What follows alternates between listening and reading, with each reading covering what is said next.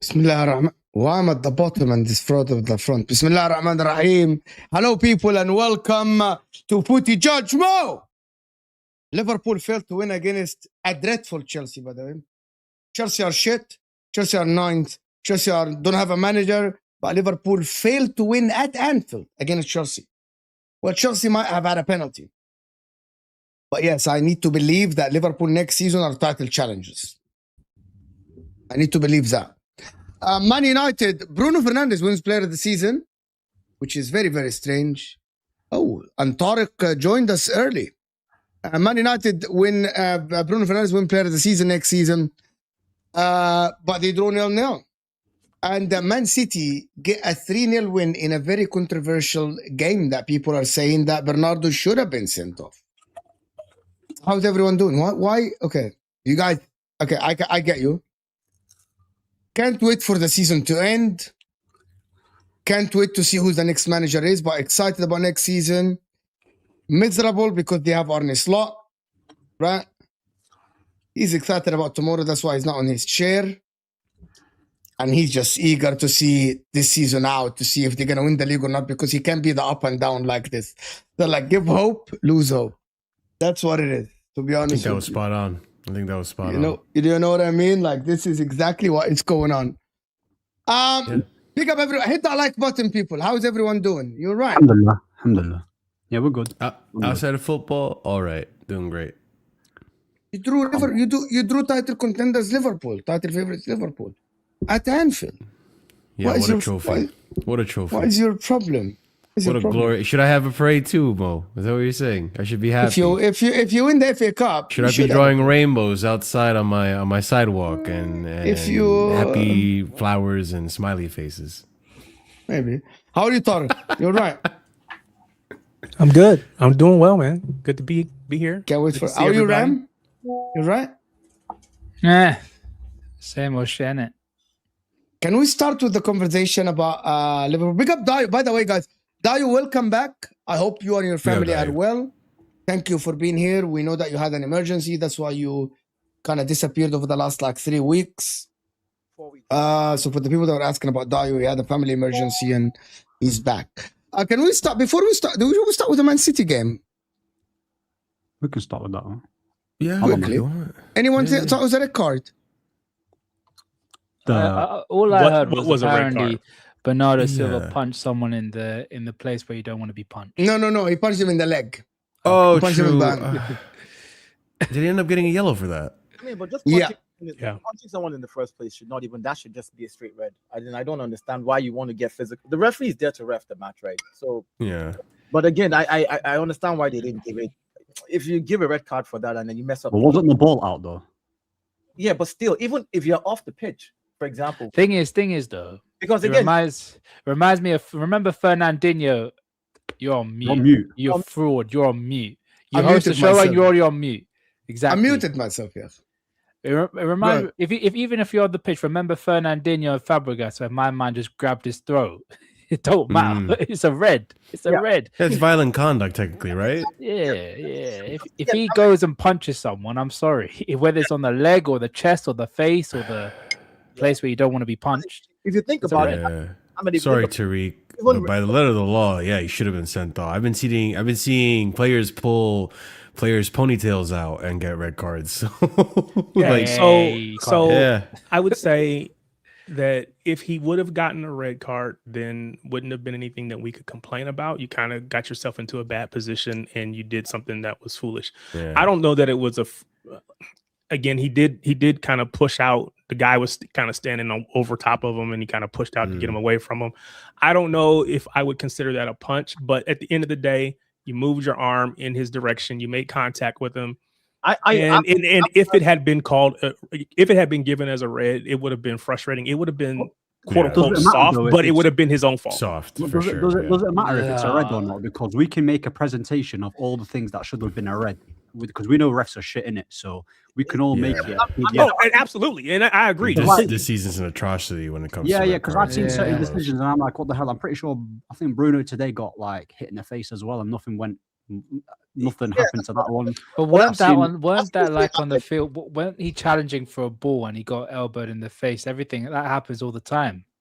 If it's like a challenge for the ball, then it's a different kind of story. The referees read on a different kind of basis because Gabriel likes to put the elbow in the ball, but because he's shielding the ball, they count it as, you know what, he's protecting the ball. It is I've seen Van Dijk elbow Richarlison as well. I've seen him do that, and that didn't get given. So referees in general are absolutely horse crap in it. They're trash in it. So probably should have been a sent off, but. I mean, again, for me, most importantly, is like just don't mess up the flow of the game. If the referee didn't give it, it's fair enough. Just it was one of those things. Like I'm not even don't give a red if it's. But if you've been doing it all season and then this happens and you don't give it, that's where people start getting agitated, you know. But I don't think there's any consistency all season long. I think the only consistent thing is the lack of consistency. So you could say this and you could say, well, I've seen this other time, but and like Ahmed was saying earlier, it's been all season long. There's been plenty of opportunities where one team will feel like they got jobbed, the other team will feel like they got lucky or whatever, and it just happens consistently. That's the only consistency.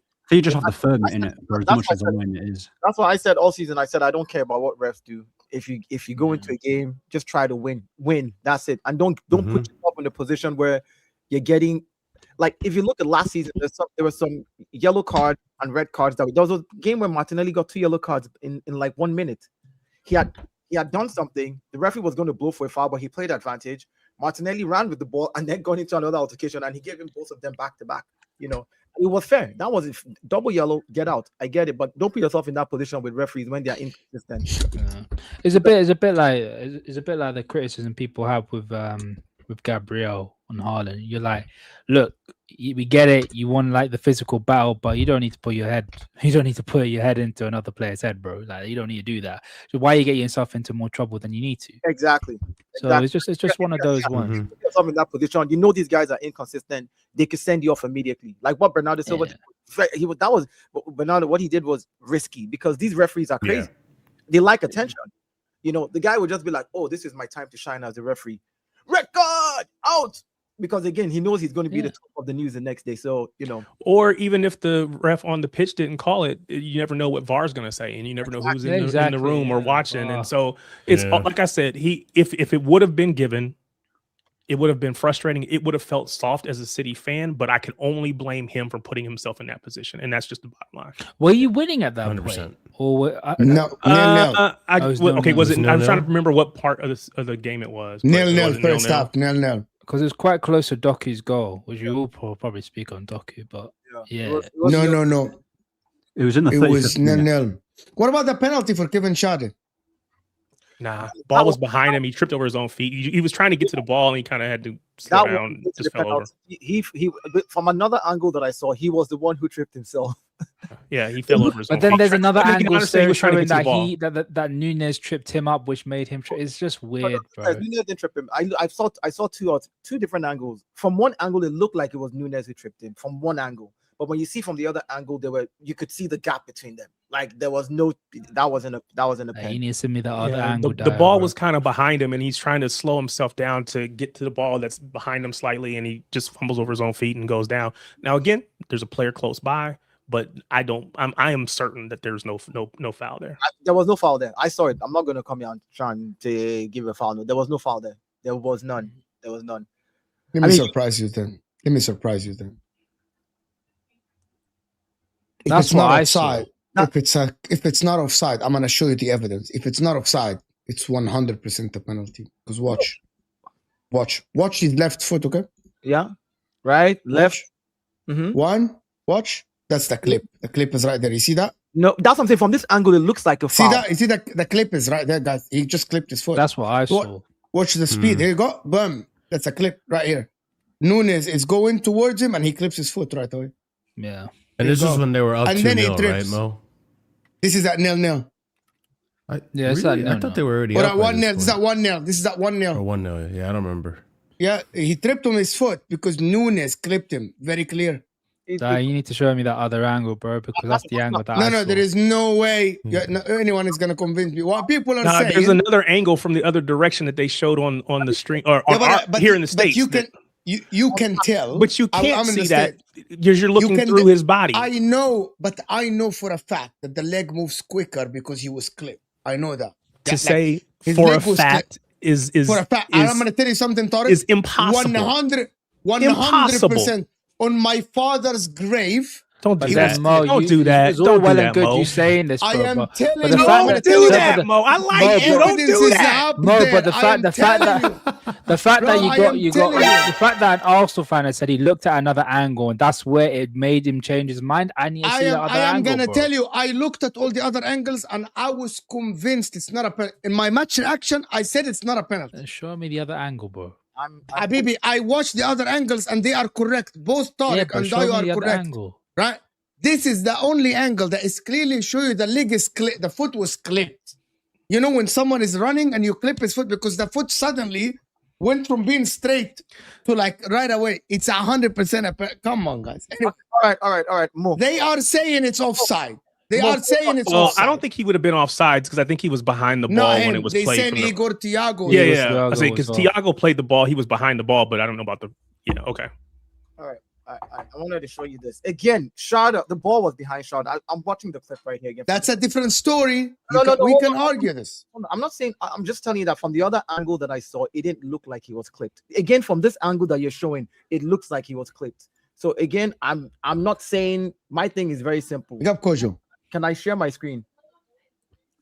You can. I can try to show it. Yeah. Select without. Be careful, that's what you share. So yeah. We don't want to see. We don't want to see the browsing history. Like your kids might be watching. You know what I mean? It's all Arsenal winning trophy fanfic. That's what it is. That's what I meant. See, Tariq laughed, Marshall. That's what I meant. That's what I meant. We don't want to traumatize the kids about the last 20 years of Arsenal not winning the Premier League. You know what I mean? So see, Tariq, you understood me wrong. When your head is gone, Tariq, it's like, come on. I'm just listening to you, man. See, I didn't mean anything. But listen, in terms of the performances, guys, can we get the likes up a little bit? We aren't even liking the video. We got Kojo here. Make Chelsea great again. My man Kojo. Right here, it's going to be a heated conversation with Marshall, I'm sure. I just to let you know, why do I have Chelsea fans? I texted Kojo and I texted Marshall. Both of you said yes. And it was a delay. Okay, so and I'm glad to have you both on the channel. I'm not sure if you guys have met ever before. No, I don't think so. Big up, Kojo. All right, then. About the performance, I want to speak a little bit about Jeremy Doku, the best winger in the Premier League. Can we say that? On form, bro. On form. In form, yeah. Okay. The thing is, I actually think it's Doku and Inshallah now. You agree, The thing Tarek? is Can I get Tarek just a quick? Do you think it's Doku and Inshallah now? I'm sorry, Ram. You're gonna go. No, but I do think he's the best winger in this exact moment. Maybe not over the course of the season, but in this moment, I think he's the best winger in the PL. Yes, I don't think it's exactly Doku and hope and pray, but yeah, I mean he's become a dependable, get the ball to him. He makes so many things happen that it's just a matter of time. If we just keep giving him the ball, it's just a matter of time. Something good's going to come out of it. So we have other options, but right now he's in a run of form that he's basically unplayable. Can't send him left. You can't send him right. You can't do anything with him. Problem is, though, we all know what Jeremy Doku's about. He's very good 3/4 of the way. It's just the final quarter is a bit questionable. And me and Drifty have had this conversation multiple times, and I keep telling him, if Jeremy Doku had the output of Mohamed Salah, he would be one of the greatest players of all time. That's the matter of fact, because the technical ability of the guy, the ability to take on his man. What if Salah had Hazard's dribbling? Who would have been Messi? Exactly. Yeah. It's one of those ones. Obviously, Doku's not Messi, but it's just one of those ones where you've got someone with tremendous technical ability, but the output and the decision making at times can be so woeful. And the thing is, people, main amateurs telling us that he's a baller. Yeah, he's a baller, but again, it don't mean anything if you don't have good output. Like, how many times have we cooked Noni Madueke? How many times yourself, Mo, have cooked Noni Madueke because he has the great dribbling ability, but can offer literally nothing when it comes to his output. The final third bit has been an issue. Obviously, Doku's not Madueke. I think Doku's a little bit better than Madueke, but the one thing that we've been very critical of him is the output. And I'm not going to sit here and be like... In the last few games, though, Doku and Madueke on the same sentence. No, in the last few games... Mo, you can't tell me that Madueke is not a good dribbler, bro. I actually agree with Rams. He's not. He's not like Doku. I actually agree with him. 1v1 is good, Doku, bro. 1v1. 1v1 Doku's better, Doku but like... is 1v2. Doku is the best dribbler in the Premier League. Yeah, but that's what he's not. He's not saying that both of them are. He's the best dribbler. He's the best guy to get past a player or two in the Premier League. We're not saying that. We're not nobody saying better than him. We're not saying That's not true. Doku's skill set. No, that's not what we're saying. We're saying both of them before this last few games, Doku had the ability to get past his player and either run the ball out or not do anything with the final pass. The same thing. Doku never ran the ball out. This is he would give the ball away. He would give the ball away. The problem with Doku is crossing, not getting to anyone, because none of the City players today. But so example, Manchester City and Chelsea at Stamford Bridge. He was horrible. Ram, I am not going to turn this into a shouting contest. The problem with Doku today, Doku got past his man, gets it to the right place. None of the City people are actually in the right place, but he passes to the right people. Today, he even created 3 clear-cut chances, and he does this all the way, by the way. Yeah, I was going to say, even at the beginning of the game, Haaland had 3 shots. He only had 3 touches. They were all 3 shots on goal, and all 3 of them came from Doku down the left, making that pass into him on, in the middle.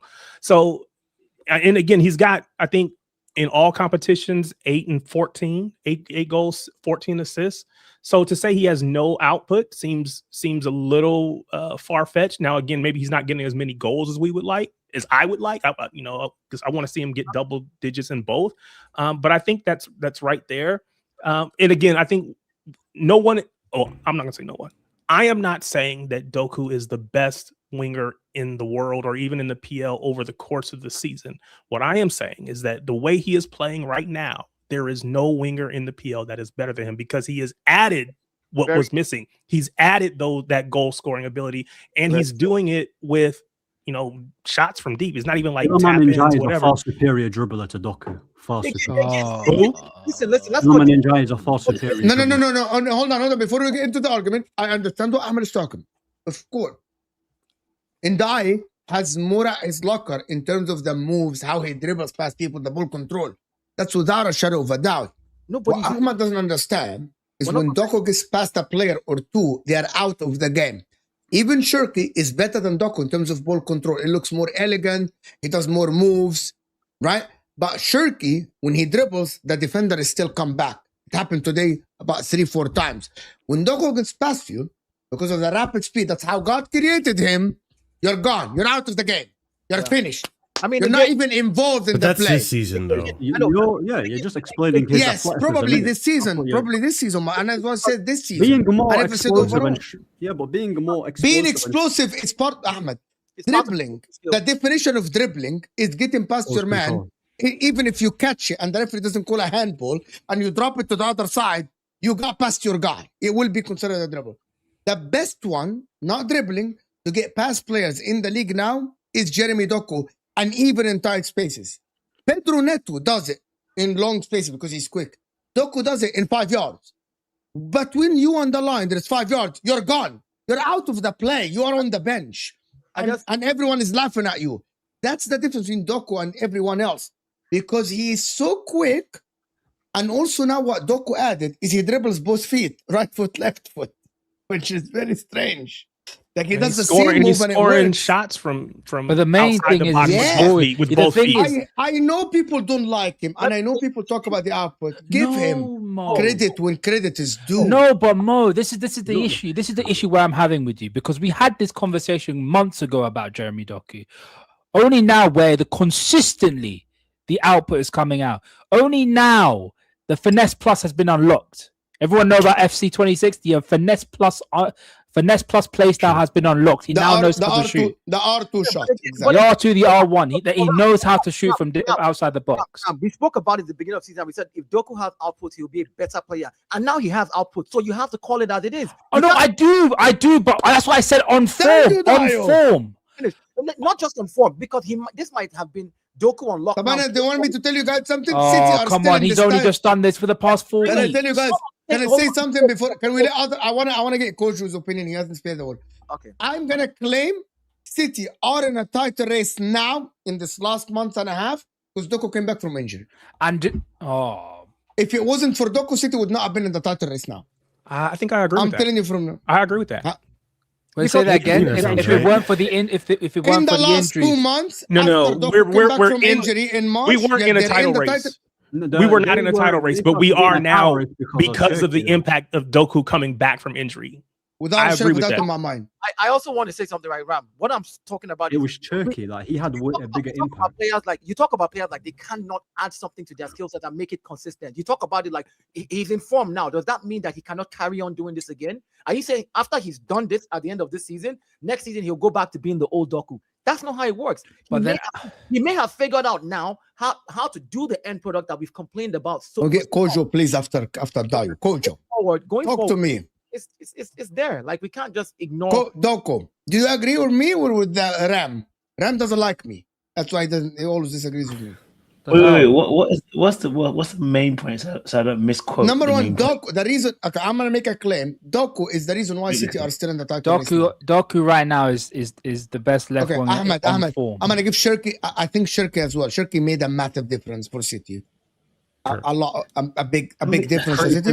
But I think even with Shirky was there, I actually think that Pep Guardiola went back to pressing teams high and having everyone pinned after Doku came to form because everyone is scared of him. Everyone in the league. He put 3 players on him. I can't lie to you. Goals change games, so that can't be ever understated, okay? But we had a conversation about Man City before, all right? This is their thing, bro. They always come back in April time. So it don't matter if it's Doku, it could be Savinho, it could be someone else. He gonna find a way, Pep Guardiola. So as long as he's there. That's not me downplaying Doku's impact. Doku is an amazing player. And once he gets more consistent output, he could be a very nasty player. We've been saying that for like the past 3-4 years now. Exactly. I agree with you, Ahmed. That is not bad. That's the right. That's the fact. That's the same thing. Yeah. That's why we criticize him because the technical ability. I won't be sitting here and lie and tell you that Doku is the same in the last Because years. Mo, the technical ability doesn't match the output, bro. That's it. Yeah, but in the last 4 weeks, though, even his technical ability is not all that. Listen. In the last 4 weeks, we're not saying he's the best guy in the world. Stop this, Ahmed. Like his technical ability is there. Doku is a baller.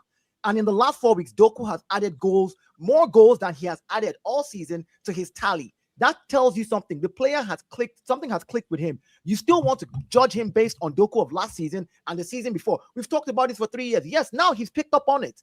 And you have to address the fact My that issue with Doku isn't his output, though. Hold on. You have to address the fact that What's the problem with him? He can pass, he can shoot, he can dribble, he's strong, he can do everything. Nah, it's not. The problem with him is that there is nobody on his same level of his speed. Go ahead, Ahmed. What is the problem with Doku?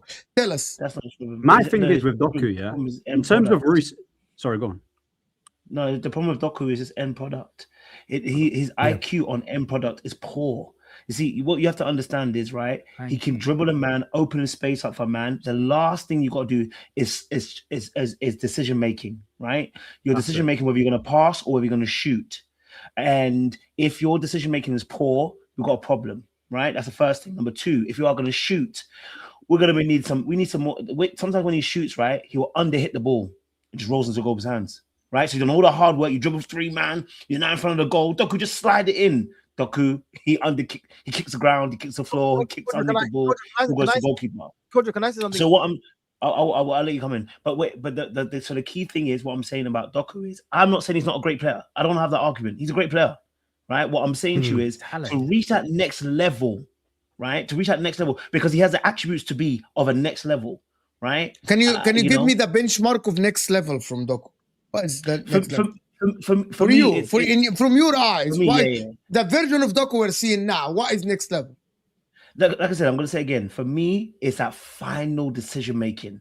When he reaches that level where, you know what, it's like when he gets a ball, we know that, listen, it's going to be a shot, or it's going to be a pass or a shot or goal, whichever one's going to happen. You know what I mean? Like, because he has the attribute, like how Hazard was, right? Hazard scored the most goals we've ever seen from a footballer.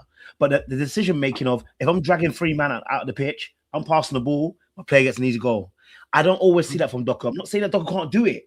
It's the execution. It's the execution from the guys. Here's what I want to say, right? In the last, and I'm not a City fan, I'm an Arsenal fan. I don't want City to be good. But if you're talking football about Doku, the last 4 weeks, Doku scored left foot, right foot, from the edge of the box. From the left wing, he's coming from the right as well. He's actually scored 100%, Dyer. Hold on. And if you go back and watch those goals, his decision making in that point to move the ball from his left to his right, which he never used to do about 6 weeks ago, about 8 weeks ago, about 10 weeks ago, about a year ago. The fact that before Doku in that same position 2 months ago would have shanked that ball. His decision making to be able to put it on his weaker foot and shoot with it, to be able to drag a player away, go between two players, go to the byline and cross the ball in. Like, dude, he's looking sharper and it looks like something has clicked for him. The thing that we've been talking about Doku that has not been good is this end product. And we've been seeing it now for the last, it's a small sample size, but my point is when a player has become consistent for 4 weeks, he will forever be a purple patch player. That's the point. You can't say that though. How can you say that though? It's the same thing with Adama Traore. It's the same thing with Adama. No, it's not. It's fine. It's fine. You say what you say. It is what it is. Just finish on this, Ahmed. You cannot call him a purple patch player because he has never done these things that he has doing in this 4 weeks. We've never seen it from Doku before. We've only seen him dribble and just, not do anything with it. Now we're seeing him dribble and do something with it. The things now there's end product, yeah. And I will only add that we've seen him in this. We've seen him play this way with Belgium. Without end product. But now when he was the main guy, he's got a little bit of freedom. He can come inside, he can go outside, he can just kind of basically have a free role. That's kind of what you're seeing from him right now. He can go outside and have O'Reilly come inside, underlap him, or he can come inside and push O'Reilly to the out. He basically can go wherever he wants to when he gets the ball, which is why we've seen him score from the left. We've seen him score from the right, and it's looking much more like the player we see him be with Belgium. If you just don't like him, that's fine. But to say that, oh, he's only a purple patch player, that's just, there's no way that you can know that other than it's just an agenda. And that's okay if you don't like him. It's an okay if you have an agenda. But how can you say he's only a purple patch player when you don't know what's going to happen? We've seen him play like... But the thing is, the one issue I had was the ability doesn't match the output. Because if Mo knows this, and I don't want Mo to start gaslighting people. Can I just stop you? So real quick. As a City fan, I want more from him. More goals, more assists. I will agree that, I want more from him.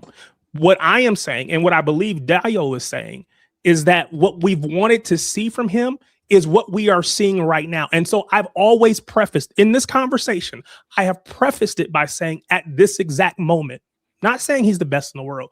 I'm saying that in this exact moment, when he is putting all the pieces together, it's hard to find anybody that is performing better than him.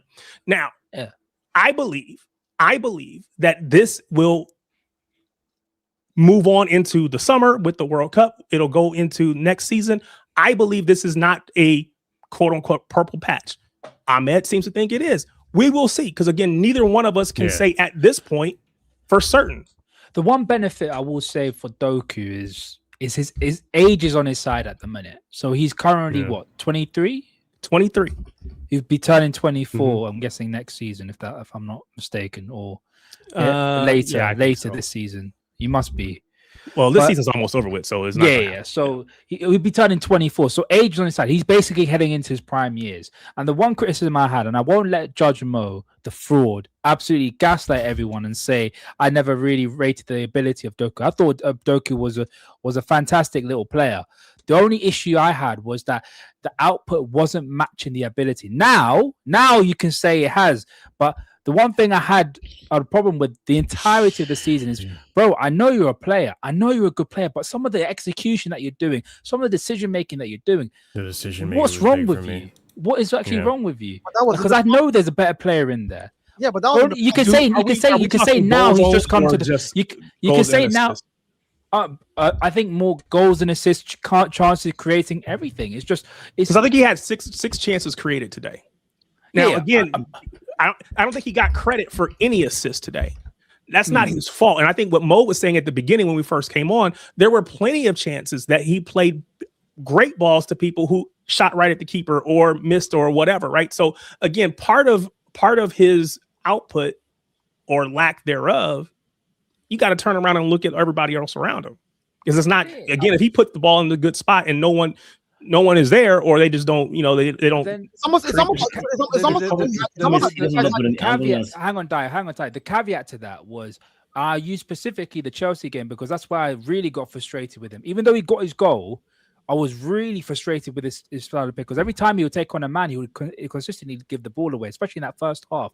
And I'm like, brother, you're better than this. You're better than this, and I don't know why you're playing like this. But to say that what Ahmed's saying that he's only going to be a purple patch player, brother, he's still 23, 24. I don't he's still learning his trade. But that he just turned 24 at the end of the month, by the way. Let me just explain it. At the end of the month. So I'm just going to name an example here. So with Joao Pedro last season, right? People were talking about, like, when he was linked with Chelsea, Chelsea fans were worried about his lack of output.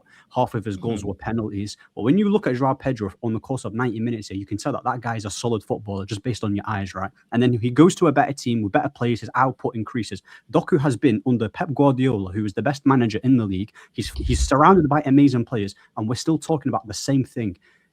Output, decision making, bro. He's in the perfect environment, essentially, bro. So what decisions did you want him to make today that he didn't make? No. Recently, Doku has been fantastic. He's been amazing. The two goals. Hold on. Let me just finish. Yeah. Let him finish, Dayo. Let him finish. The 2 goals, yeah. The 2 goals against Everton were sensational, yeah. And recently he's been on form. But what I'm not gonna do, yeah, I'm not gonna take the 4 weeks that he's been doing really well and start saying that he's been doing that throughout the whole season, because personally, I'm looking at Ryan Cherky. I'm looking at Ryan Cherky, who's had more of an impact in this team. Creativity, dribbling, turning up in big moments as well. I'm saying that he's in it, bro. Like, it's not like he's. Let's talk about Saint Maximin. He was at Newcastle, yeah, for a very long time. His output was never amazing, but his dribbling was really good. He was always a threat. I remember the games against Man City, but he never had the privilege, yeah, to go into a bigger team, yeah, and actually play with the likes of flipping Cherky, have Pep Guardiola. So at the end of the day, yeah, when is it like, okay, enough is enough? Yeah, he's never gonna have it. That's the point that I'm making. Also, it's been 2 seasons now in the Premier League. Yeah, he's been here for a while. It's not like he just came fresh. I think it's more the sweeping. And he came in with a hefty price tag. It was around £60 million. Correct me if I'm wrong, Tariq. Yeah, but here's what we're saying though. We're talking about the reason we brought Doku up this on this stream. The reason he brought him up at all is because of how he has been playing recently. So absolutely, for us to keep going back to, he came here last season. He didn't play well from last season. We're talking about his current form and seeing how Doku, no one's disputing that he's not. No one's disputing that. But again, you dispute it when you go back and say, yeah, what I've always not wanted is we're talking about, like, right now, Doku could be the reason why City could catch up if Arsenal drops points. It's not Haaland. Like, right now, the form he's in could be the main reason why City will actually No, but you can also say to counter that, yeah, the reason why they've caught up to you is because you've not finished it off when you was 9 points ahead. That again, that's what I just said. Separate. I just simply said that when Just Arsenal, a counter, innit? That's it. listen, I said when Arsenal drops points, he could be the difference. He was the difference in the 3-3 game against Everton. That game could have been a loss. You could see the one criticism What- we so, had of him is the what I would- consistency bit. That's the one thing that You we guys all let me have. know when it's my turn before I get accused of being a fraud. Talk. I'm listening. It's not accused. You are one. Anyways, yeah. It's not an accusation. I don't know about that, just- but so what output would we want to see, Can I or talk are now? you Can I talk expecting now? to see? Well, real quick, I just want to know what kind of output we're expecting to see from him. But that- I'm gonna name the outputs and people tell me if they see that or not. For the winger, right? Can I say? I think wait, before you say that, because I know you're going to say something crazy. I know you're going to do it. So I think also Doku for me, yeah. He also fails. He kind of fails the eye test. I ain't gonna hold you. I'll tell you Fails why. what? I'm gonna tell you why. When you watch him play, I'm gonna tell you why he fails it. I'm gonna tell you why he fails it. Okay. Because once he gets past a man, what you're looking for is that great pass. And he gets into so many sexy positions when he gets past a defender. He gets into that place where he's on the edge of the line, or maybe he's in just about getting to the box. And what you're kind of hoping for is Doku, make that sexy pass, so someone just smashes the ball in. I'm going to forgive you because you're not a City fan and you don't watch him nearly as much as I do. I'm assuming. I'm not saying. Listen again. So that's debating whether it's good or bad. No. I'm just saying. That's fine because you don't watch the way that I think. Well, you may not watch the way that I do because I'm watching every single match. If you, I've seen. So I had the luxury of watching KDB for many years. Right. Absolutely. I've seen him make balls that I would have if I were just blind, I would have thought came from KDB. He's played plenty of through balls that were amazing to Haaland, some that he scores off of, some that he doesn't. Now, if you're talking about on the wing, I don't know what it is you're looking for, but to say he doesn't make it's okay. I just happen to disagree, and that's fine. It's okay. It's not beef. I'm just saying that I feel for me. So my only So I have to. So he's got 8 goals, 14 assists in all competitions. I hear that. Listen, but I think this goes back to and maybe part of this also is the output aspect. Is I keep saying, and which is why I'm asking. The point that he made about Saint Maximum, right, is actually a really brilliant point. Saint Maximum, the reason why he stayed at Newcastle and didn't go anywhere, same with Zaha, same issue that he had is that they can dribble a man. That is not a problem. Them man can dribble a man. Balassi can dribble a man. Right, and take 2-3 man out the game. Yeah, these guys are what we call juggerdoors. They can dribble a man. Take a man out the game. People like Tarat and them. Make you consider your whole career all over again. The problem that they had is when you get into that position, what are you doing? Sometimes you got to shoot and you've got to score. Sometimes you got to pass, and I feel like he hasn't got that just yet. I'm not saying he can't get there. We're arguing about something. We're not saying he can't get there. We're saying where he's right now. And please, if you're using 4 weeks, my brother, if we start going through a list of players, I'm asking about the whole season because again, I'm trying to point out that he's got 8 goals and 14 assists over the course of the season in all competitions. So what I'm trying to understand is what would we think? What would you expect from him to say? Okay, well, he's whatever you think he's not that he is. Because again, 8 goals, 14 assists. Could I want more goals? Sure, I would like him to be double digits in both, but he's not. But so again, go ahead. I just want to say this, right? Per 90, Doku creates 3.03 chances per 90. That's his average this season. That's 3 chances in every game. And remember this, the reason why you see the chances that he misses is because he's attempted it multiple times. Erling Haaland has scored the most goals and missed the most goals because he has volume this season. The person who creates the most chances in City from the wings is Doku, and he's the one who also misses the most chances from that point because he has to create multiple in the game. I think what you guys are expecting is every single time he makes that move, it must be clinical. Doku must find the right pass. Some of those passes will not go through, but the ones that go through, you ignore them.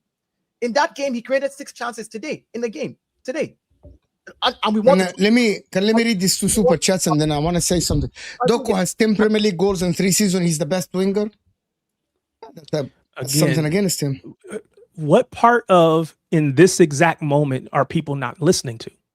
That's what we say at this moment. I don't understand. He's performing as the best left winger. Yeah, I've never said that he. Yeah, it is what it is. I just want to make sure. Crazy how man. Like, I need to say something. So let me read this. Crazy how man them talking purple patches on Doku like this when they rated Ahmad purely on purple patches. But we know how talented the talent he possesses. Similar. Last year he wasn't a purple patch because he started from start to finish.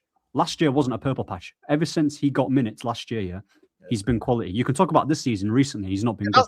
But that's what you call a purple patch. Last season, not a purple patch. Yeah, like he was good from start to finish. That's why he was our player of the year. All season was the purple because you have to continue next season. It's like Cole Palmer. One great season, the next season you drop off. Third season you dropped off. That's a purple patch for me. You've had one great season. That's a purple patch. Consistency. When you are able to give the same number of volume, if you're a 5-goal contribution player and you're giving 5, 6 every season, that's who you are. We know what you are. But you can't come in and do a 20-goal season, then the next season you do 4. Then you then go on and do 3 the season after. I need to speak now, okay? Let me just explain. So Jeremy Doku in the Premier League this season has played less minutes than Ryan Cherki and has created 5 less big chances, right? And he's rated in the league. He missed like 7 weeks due to injury. Jeremy Doku this season, in terms of chance created, it's not his fault that the rest of the team are absolutely sometimes they're brain dead. Like today, Haaland should have had a hat-trick if he was just. Sometimes Reinders would make chances, sometimes others.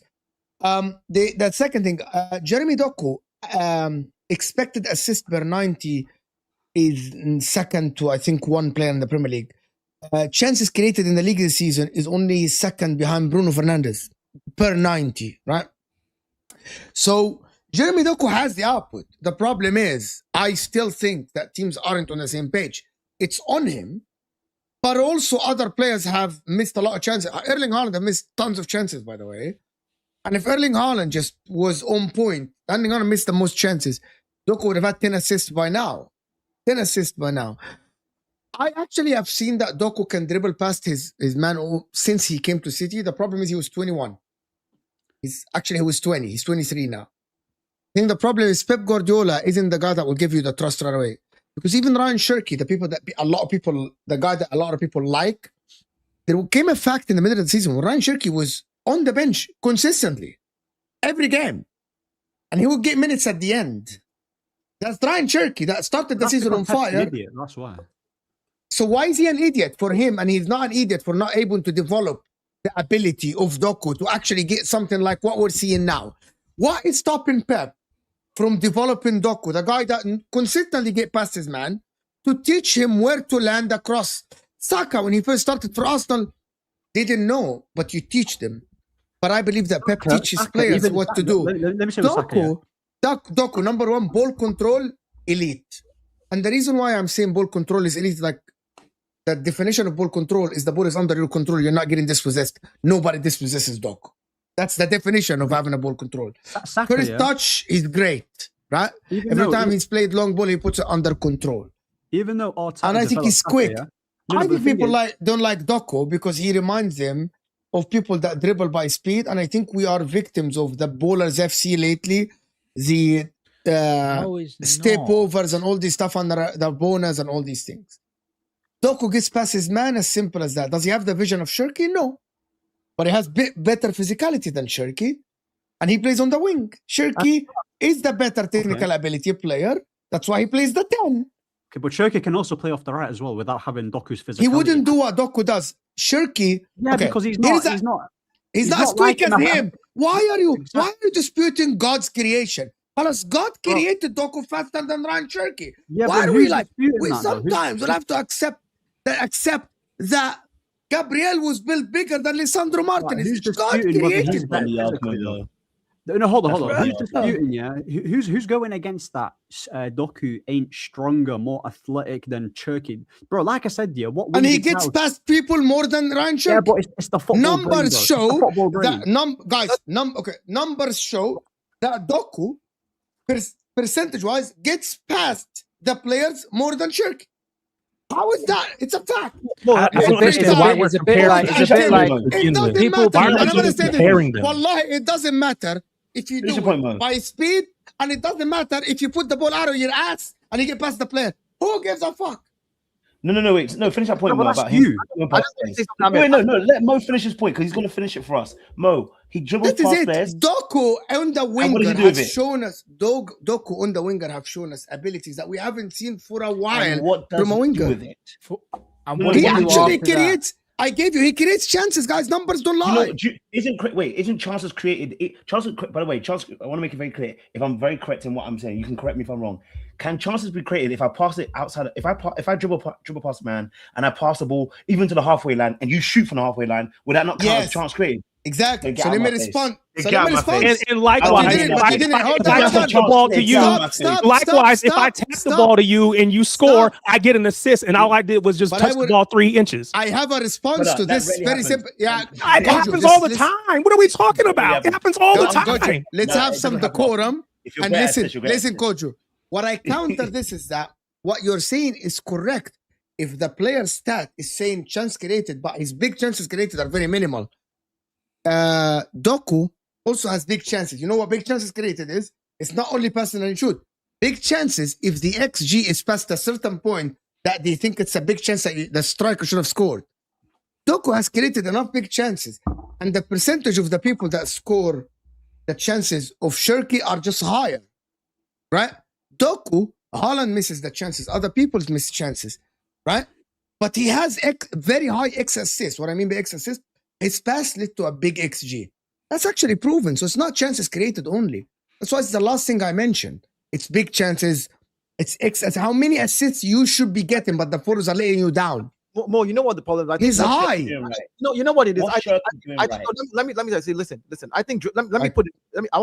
Let's say dribbling is like fruits, right?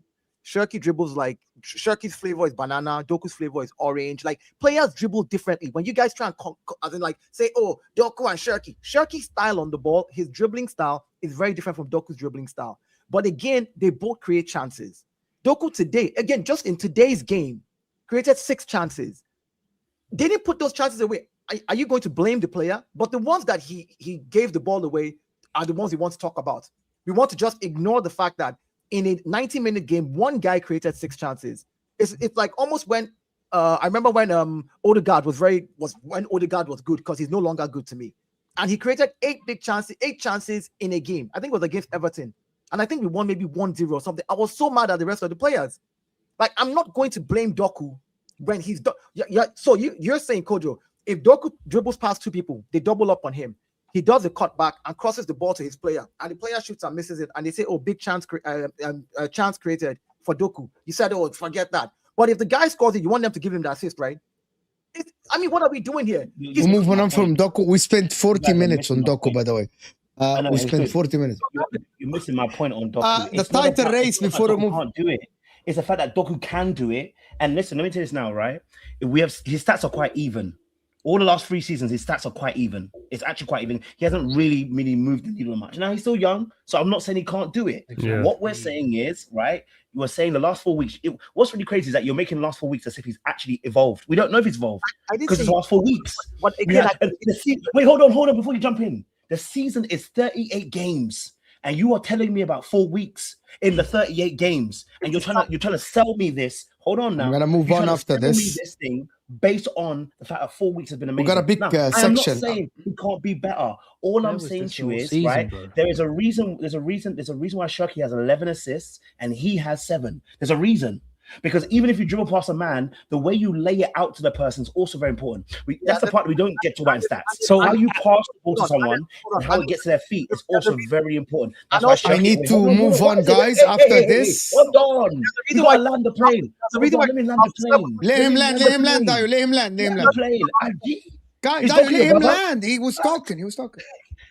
So all I'm saying to you is, I don't think anybody here has ever said Doku's not good. We've all said the same thing. We're saying that something's not quite right at the moment yet to get to that next level. He's good, but if he's to get to that next level, something has to shift and change in his game. We can keep talking about how he's got XG and all that stuff, right? But at some point, we're going to say, That needs to increase. We need to see an output. You got all those attributes to get past a person. Somehow it's got to increase in terms of your outputs. That's what we're kind of saying. I don't understand how this became a Doku versus Shirky, because I'm just glad we have both of them on. But that's what we're comparing them against. We're comparing them against each other. And at the end of the day, they are different players. They're both great. They both add a lot to what we do. They're just different. They're going to impact the game differently. It is what it is. I'll just say the Doku has played. I will say, hold on, Dayo. What I will say is, as a City fan, 3 goals today. We're in this title race. I want to move on. I'm hoping that Arsenal got points tomorrow, and then we'll see what happens. How do people see the title race then? With this situation now, Arsenal. It's gone. It's done. It's finished. I think Arsenal got it. I mean, you look at their fixtures. I don't expect them to drop points, but I don't expect them to drop crossed. points. You look at Arsenal's fixtures, and I mean, it depends on how the rest of the league goes. I highly doubt it, but there's a possibility where at the end of the season, Crystal Palace could potentially be trying to stay promoted, because they're actually not safe from relegation. I looked at the points. I was like, wow, they're actually free falling as well. But that's very unlikely. I doubt West Ham don't win tomorrow and then they find themselves in a predicament where Crystal Palace lose 3, West Ham win 3, and everyone else wins below them. Crystal Palace manager already said, I don't care about that match. He said, I'm just trying to win. They're focused on Conference League. So that's all he cares about. Yeah, so I doubt Arsenal going to struggle, but you never know. It's football. Yeah, the Conference League is 3 days after the 3 days before or after we play them. Like they play us before. Yeah, and it's the Wednesday after. Yeah, so they probably may not want to risk it. But again, if they're going to be fighting relegation, they might just decide to go all out for the Prem as well, like to at least stay in the, because if like you said, they're in free fall. I haven't looked at the points. If they're in free fall, I think that any manager would be like, look, let's just put our strongest team out against Arsenal, see what we can get. For Arsenal, we just have to go game by game and win every game. The truth is, this is where the league will be won or lost. These last 2 games. Yeah, this is the deciding game. This is where they're 7 points ahead of West Ham, and they've got a game in hand on them. No. I was just saying that because he said that Marshall said they were free falling, and I said I haven't looked at the points. I said, but if it's true that they're free falling at that rate, I don't see them not taking the risk. Is what I'm saying. That's my response to Marshall. Say if you say they're free falling, I haven't looked at the points. But if that's true, then I guess they'll probably risk it. But if they're not free falling, then they won't risk it. They'll probably play like their B team against us, and No, I expect them to play their B team because I think they'll be fine by the time they get to that. Too many results. Like West Ham need to win 3 in a row. Their other teams because they're on 45 right now. Technically, if West Ham win their next 3, they jump over 45, or is it 43? I forget what points Crystal Palace right now. Mathematically, Crystal Palace could get relegated. Mathematically. Yeah, but they won't. But if West Ham lose tomorrow, then it's over with. I don't think. Yeah, it's exactly. So it's just there wouldn't be anything for them to play for in that last game. So they'll just again everything will be about tomorrow, pretty much. Yeah. I actually think that Arsenal tomorrow will do the job, and West Ham are gonna play for the win, and they're gonna attack Arsenal. They aren't gonna defend. You know why they can't defend for the point, right? Because if you get 1 point and Spurs win the next game against Leeds, I think that puts them in a very bad spot. They need the 3 points. Yeah. But it depends on how it goes for their main players. If Bowen ends up getting a goal, then it's a different story. If he gets the first goal. So it's just one of those things as well, to be fair. And plus, when their backs against the wall, the fans will try their utmost to get the best out of the players. I mean, but I still think Arsenal will get the job done. I mean, the season for Arsenal this season, I'm one thing I do know is we're difficult to play against. Our football is not beautiful, but we're a difficult team to play against. It's really hard to score against us. I mean, even against Atletico, the first half, they didn't have any shots on target. We didn't give them any shots on sight at all. And that for me says a lot, because if I look at the season, if you look at the entire season, we've played 58 games, we've won 41 games, and we've kept 30 clean sheets in all competitions. That's a lot for a season. And so that just tells me that we're a consistent, bad team to watch visually, aesthetically, but the system works. It's effective. So if we do what we do against West Ham, if we get a goal first, it's going to be hard for them. And I think we're playing away. So for me, that's just go there, get the 3 points, then come home and play Burnley and do your home job there. Because right now the Emirates is just thumping any game we play at the Emirates now, whoever comes there is going to get beat. But the away games, I always give away teams 10% out of 100 first. Then I take the 90 and I share it between the two teams. 45. If you want to win away, you have to go and get that 10% from them. They already have home advantage, so I think that's what we need to go there and do tomorrow. Just go in there, get the job done. 1-0, walk out of there, be mean, be clinical, and let's just carry on. And so we can. And again, I don't want us to rest, because that's my big fear now, that Champions League final is not till the end of the month. So I don't want us to feel like resting on our oars, like the Arsenal team is like, yeah, okay, we're already there. No, just go there, do the business. It doesn't have to look pretty. I don't care. I don't want pretty. I'm done with pretty. I did pretty in 22-23. I didn't win anything. 23-24, I did pretty and controlled. I didn't win anything. Give me dirty and give me a trophy, right? And that's where I'm at. So can I ask you guys a question about this? Simple. 2 weeks ago, when Arsenal were bottling the league and they had the bottle with the guy and everything, this Arsenal team wasn't great and the manager was failing. So now there is 3 games only left. Does these 3 games define how you guys will, like, as a normal fan, how would you see the manager and the team? Because just 2 weeks ago, that team was bottlers. They weren't good. And I just want to tell you something. Arsenal didn't do anything different. City are the ones who dropped 2 points against Everton. Like, Arsenal themselves didn't do anything different. They still played against Atletico Madrid at home. They won 1-0, you know what I mean? They weren't like amazing against Atletico Madrid. They were only good against Fulham. So just you don't before think the Newcastle Kelly game, was a brave decision and a big difference maker? It was, but that's what I want to understand. So did the last 2 weeks, because City dropped points, change people's opinions on Arsenal and Arteta as a team? A little bit. No. I think it was smarter. I think we've seen Arteta now. Well, depending on the season ends, obviously, but like that decision to go with Miles Lewis-Skelly after going a majority of the season, not even picking him. Everyone thought he was out of favor. Potential he leaves. Some people were even saying because he's not getting play time. And then to make the brave decision to rely on him on this time of the season, I think it shows development from Arteta. Does it change the narrative around him entirely? Not entirely. He probably has to get the job done, even in UCL too. That's a big one too. But I think it was smart of him to do. I think if he discovered that then lucky for him. If he knew about it the whole time, then genius, because he whipped it out at the right time. Yeah, you know what? Skelly. You know with Arteta, yeah. Ahmed, I want to hear Ahmed. You know me, Mo, in it, yeah. I value coaching a lot in it, yeah, and I've always thought Arteta is a good coach, and I like his adaptability. I know he's not won anything, yeah. He wins either majors or even wins both, but I think he hits that world class category, in my opinion. Honestly speaking, because really, I don't yeah. Because you know what it is here with Arteta, yeah. Like I don't really rate the reason why I say this, yeah. Here's my reasoning. I don't rate. Yeah, I think 5 years, 2 trophies, FA Cup, and if he wins both, yeah, then I think if you win a major, you have to be world class. If he wins the Champions League and the Premier League, yeah, he becomes world class in my eyes. I think, especially given the circumstance that he was in. Yeah, I think the Champions League, the league. Rams 6 years after. I don't know.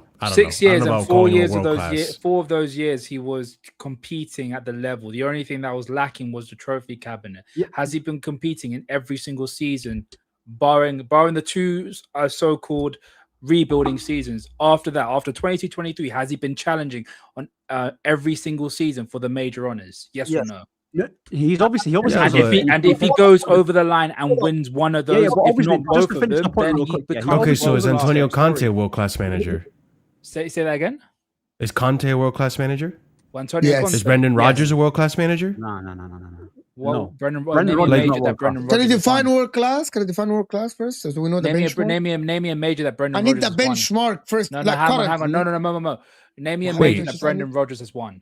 Yeah, but forget Brendan Rodgers. He didn't win it with Leicester, did he? I'm pretty sure he won it with Leicester. No, he didn't. He won a cup. Oh, I'm thinking about another manager. That was Ranieri. And then the guys above him. Ranieri, thank you. Yeah, is Ranieri world class? But then let me ask you this again. Was he challenging the year after that? Was he consistently challenging on a regular basis? No, but at the end of the day, history book doesn't remember the challengers. They remember the winners. No, but you talked about world class. And when you think about world class, I think someone who's done it consistently. Like I think Pep is world class. I think Ancelotti's world class. Jose.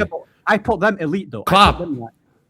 I put obviously those in my opinion are generational managers. Yeah, so the Fergies and the Peps sit like number 1. Then you can have the Carlo Ancelottis in it. The thing is, like world class. I probably put like Jurgen Klopp as a world class manager. I'm not saying that Arteta Yeah. sits the same with Klopp, but Yeah. I do think the achievement, because I don't rate this Arsenal team on paper like that. I think they're just a bunch of decent players. You got some good players too, but overall, I don't think there's any mesmerizing quality that I look at that team and I'm like, oh my days, this guy is a world beater. Yeah, I actually think Arteta tactically, I rate him highly tactically, and he's changed it up a little bit. He's shown that he's not stubborn. It might not be pretty, and he's changed it in it. That I think a sign of a world class manager is able to change things in it. Able to change things tactically and experiment and not just always try one way. And if it's not working, then yeah, that's how I see it. Innit? Maybe world class is a bit of a stretch, but he's a very good manager, isn't it? The Lewis Kelly. If he bottles he's both, good. if he I'll give him bottles that. both, The one then thing that that goes out the window. The one thing that we say about window. the one thing that we say about players, hang on, Dio. The one thing we say about players is all about consistency of whether being world class. And why can't we have the same thing for managers? Here's what I just want to say about Mikel Arteta, and I understand if you say, you know, he's world class if he wins the Premier League and Champions League in the same year. He's not, you know, whatever opinions you have, fair enough. But this is a manager who this is his first job as a manager, so you must remember that he's 6 years on the job. This is 6 years. This is his first job ever. In his first job, he's rebuilt a team, which is a very difficult thing to do for any club to rebuild. We see Liverpool struggling to rebuild their team now. After spending money, we see Manchester United. How many years now that you guys have been trying to rebuild the team? We're still rebuilding, and I'm tired of this rebuild. Hold on. He's rebuilt a team in 2 seasons and then gone on to challenge, brought us back to the Champions League, made it to the quarterfinal the first time he came back to the Champions League, made it to the semi-final the following year, and he's now in the final in his 3rd try in the Champions League. Again, in those 3 years, he has gone on to be the manager who has challenged. He challenged Liverpool, he challenged City consistently. He did not win. I get it. But that consistent growth is what takes you from being an average manager. PSG got to the final of the Champions League a few years ago. They didn't win it, but they eventually came back to the final and won it. They've won their first Champions League from last season. The same thing with Man City. Man City went to multiple Champions League, right? A couple of finals before you eventually won it. But we say Pep was not, like, you can't. The thing is, people just hate on Arteta, and that's the truth. The media, I think people just sometimes people do overdo it in it when they put him in certain the media has created a narrative that once his name is mentioned, I'll give you another example. Arsenal celebrating getting into the final of the Champions League. The news line is that, oh wow, we celebrate. Meanwhile, PSG last year when they qualified for the final had fireworks in their stadium. I didn't hear anybody complain about it. But once it's Mikel Arteta, it's a big deal.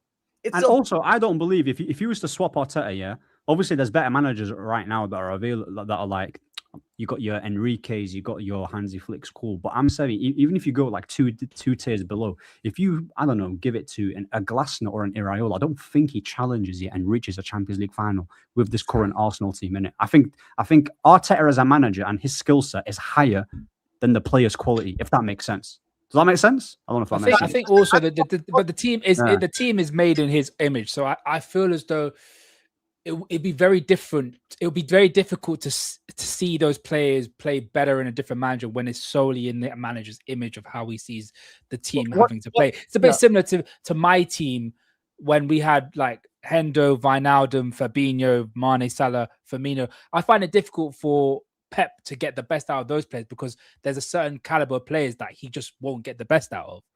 You get what I mean? It's just one of those ones. One of the things that you realize about Mikel Arteta is he likes a team to play for themselves. He's not good with having that special player in the team that is a wild guy. That will not work for Mikel Arteta. I think my only issue with him is a bit of a control freak. That's my issue. That's the only criticism I can give him. Hold on, but that's not an issue though. It's a style of football that you don't like. You don't like the way it looks, but control football is the style. Gang press from I like control football. I like that. Yeah. Gang press from Klopp was a style. The way what's his name? City. Pep came and brought in that whole pass people to death before KDB opens up everybody and they score. Like he has his own style, and that style works for him. When people say, "Oh, Arsenal plays boring," I'm like, "Yeah, we play very boring football." I don't think anyone can say he's a shit coach. He's definitely not a shit coach. Yeah. So if you want to meet in the middle and say I've always thought he was a good coach. To be fair, like, cool, he's a very good coach, and he's maximized. Yeah, cool, he's been there a long time. He's been backed a lot. They've given him loads of money. You could have arguably said that there was a time where he could have easily been sacked. So look, at the end of the day, yeah, he's on course on possibly doing 2 majors in it, and just the thought of it, yeah, especially the. I'll say this, Ahmed. I think you can entertain a conversation about him being a world-class manager if he can do this consistently, right? Yeah, because absolutely. if next season and the season after that they revert to type second place or even drop even lower to third, City start taking the league, Liverpool come back and start challenging for the league, and they interchange, and all of a sudden Arsenal's second fiddle, then you look at that Premier League and the Champions League. Well, maybe not the Champions League. I'm not going to put an asterisk on the Champions League. If you win a Champions League, you win the Champions League, no matter what. But you look at the Premier League and you maybe put an asterisk on it because there is that conversation we've had all season. I'm going to let you know why there's an asterisk on it, because this is the weakest. This is the weakest the league has been in a very long time. Like I am 2 losses away from being in 12th or even lower. You know, I am finishing the season on 49 points. We put an asterisk on Leicester, and I'm still somewhere close to being 5th. Like that's how bad the league has been. On Leicester's title winning team. That's how strong the league has been for you to be able to for these guys. Nah, I don't agree with that. I don't agree with that. The floor of the league has risen. This is not 3, 4, 5 years ago where the first 3 will be on 80 points and everybody else is on 50 points and 45 points. If you go, if you go from 3rd position, right? Okay, no, not 3rd, from 4th position, from Liverpool 59. Aston Villa 58, right behind them Bournemouth 55, right behind them Brighton 53. These teams were not competing like this last season. For these teams to be able to step up there, it simply means the league has gotten a lot harder. There's been more 0-0 score draws this season than in any other season in the history of the Premier League in the last 5 years. Why? Because teams are harder to break down. Let's not come here and change the narrative because Chelsea dropped. The reason you're dropping is because teams got stronger. The ceiling may not have gone up, but the floor has risen.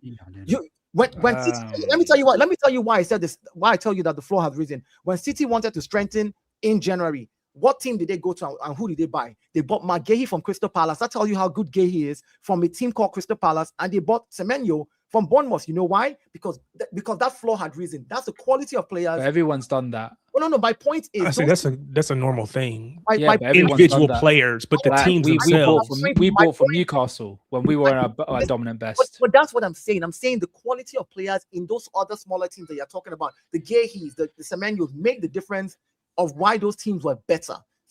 And that's why it's tougher, because you're playing against a Semenyo when he was in Bournemouth. You're afraid he scores because he was that good. Those teams have gotten better. Let's stop this narrative of the league is weak. And if they've gotten better, that means the league is actually harder. I definitely think that the ceiling of the ceiling has definitely dropped, in my opinion, when it comes to the league. But the only thing I will push back on is whether the floor has actually risen. The reason why I say that is because the floor has always been quite competitive beforehand. Like we had freak teams that come before us and did very well in their seasons that they come here. Need I remind you about Sheffield United in 1920, where they came into the league and just finished 9th out of nowhere, where everyone thought they were going to get relegated straight off the back. Wolves with that team where they had Ruben Neves, Raul Jimenez, Adama Traore, someone mentioned previously. There's always been a plethora of teams that's always been at the level to compete. Heck, I saw Burnley in the Europa League in 2016-17, man. It's just the floor for me has always been very relatively competitive. The one thing I will push back on when it comes to the league, quote unquote, weaker, it's only for me that the ceiling has dropped, because that period between City and Liverpool was the best in terms of squad building I have seen in my lifetime in the Premier League. The best, the very best, where every single signing, obviously City had the luxury of making a couple of duds, but when it comes to Liverpool and overall City, the signings were nigh on perfect for what they wanted, and they got the maximum out of all of them. For me, in my opinion. And people in the comments will say it's copium, talking rubbish. I mean, that's my opinion. If you don't like it, well, switch off and go somewhere else. No, I don't think the league is as weakest, to be honest. And I think it's an insult to any person who says that. I can't lie. If you're winning the league and we're saying it's the weakest, how are you actually fully measuring that? Like, how are you fully measuring that? By points. Because this season Arsenal can end on 81, but when City were winning it, 91 points. The season before that, 90 something. No, I love that. Wait, hold on. So by your admission, I get what you're saying, but you're looking at the glass from one side and not the other side. The admission would also say from another side is that the reason why there's been less points because the teams are actually better. So that would also, you have to look at it from both sides. You can't look at it from the side. Are the teams actually better, or have the bigger teams just not been as good? No, but do you see what you just did there? What you did now is that you now started asking a question, not making a statement. Originally, when you started, you made a statement. Okay, what the I'm saying to you? statement I'm going to So- make is that the bigger teams like City and Arsenal have been weaker than usual seasons than the remaining teams below. Like, let's not pretend that the point Wolves at is one that point in the perception. conversation, just real quick, Wolves at one point in this season were the worst team in history. They were on their way to being the worst team to get relegated, and they were able to get points off of Arsenal. I don't think that means that Wolves are a better team That this can happen season than any most other teams. season. I think Arsenal were that bad this season at some point. And that can happen in any season, though. Can I finish my point? Yeah. Let me finish my point because I was thinking the point. That can happen in any season, right? The point that you just made there can happen in any season. They've all the Premier League has always had like a one team that we never thought would ever do anything. They come sixth, whatever. That happens because it's a league. It's a whole 38 games, right? The point of the matter is when you started, and this is why I don't like when people make that statement about saying the league is weakest because it discredits the team that won, and it sounds great because it's not your team that's winning. I'm a Chelsea fan. I think are you a Chelsea fan too? Yeah, of course, yeah. Yeah, so Unfortunately. so we're both Chelsea What do you fans mean, here, of course? but- Like, what does that mean? Oh, it's behind you. No, I want to make sure in it because my point to make the point is that my rival's Arsenal. You know what I'm saying to you? Yeah. And I wouldn't mind, I wouldn't mind bantering them for nothing. You know what I'm saying to you? Give me a moment, I'll banter them. But the reality of the situation is, I like to be fair. In this scenario, when people start making this point about it's the weakest it's ever been, like I said, when you start with a statement, it's on purpose. It's like it discredits the work of the rest of the teams in the league. That actually the competitive advantage has closed because other teams are spending money. Right, we can have that argument too. They're spending money, they're investing properly, they're also coaching differently. When teams used to play, give it a decade beforehand, But that's teams would turn up at some of the big teams, right? They might say, "We're going to park the bus. We're not going to play no sexy football. We're parking the bus." We have 10 years later, someone could say, I'm not saying it is, someone could say, "Well, have you seen the teams now? Everybody's passing the ball at the back. They're trying to move in phases. They're trying to play football where in a decade ago that might not have happened." So we can say there's a variety of reasons as to why the league is looking the way it looks right now. So don't make the easy shot of going the leagues that is weakest when we are looking at the UCL, the UECL, and we're looking at UEFA, and all teams have an English team in it. So we can then say what's but then I think the argument to that is there's a because lot. No, That's all no. changed though. I need to ask a Marshall. question. I need to ask a question to Marshall. Marshall, What's up? was the league weak last season? Yeah. I think it was weak last season too. No, genuinely, because when you look at it, like Arsenal pretty much let Liverpool win the title. Sorry, We Marshall. were having the same discussion last season that we had this season. We really did. And the thing is, like, I forgot your name. I'm sorry, the Chelsea gentleman. Kojo. Kojo, to your point too, like, I agree with what you're saying. Obviously, teams are strengthened. Like, I don't disagree entirely with what you're saying. But I do think that this season, more than not, in any other season prior to these last two seasons, if you had dropped as many points as Arsenal or City, you're not in the title race. You're not in the title race. You know why that If is? Arsenal, under normal circumstances, under the regular City, sorry, Dayu, if Arsenal had dropped as many points as they did last month, they would have been out of the title race by now, easily. So it's just this season's a lot more forgiving because teams are dropping points everywhere. It's not more forgiving. It's because teams are harder to beat. Nobody expected Everton to give City the game that they gave City because these teams have gotten better. The point is the league is harder now, which is why you cannot have a team go and get 99 points again. That's the anomaly. Look, there were seasons where Manchester Actually, United, I think hold on, there were seasons where Manchester United won the league with 75, 80 points because it was a hard season. People were taking points off each other. Arsenal draws to Wolves, right? These same Wolves that were on their way to being a very, very bad team. But if you watch all their games from the beginning of the season, they looked good. They just were not scoring. It wasn't like they looked like a bad team. Wolves actually looked good as a team, but missing chances. They just were not scoring for some reason. But when we talk about it, we just say Wolves are on their way to being the worst team without putting context to the fact that these guys are they're punching above their weight, and yet they're not able to score. When Wolves picked up at the point, there was a point where people said, "Oh, can Wolves turn this around?" Remember, there was a point. And this was a team that was never given the chance in the first half of the season, and also that's how hard the league is.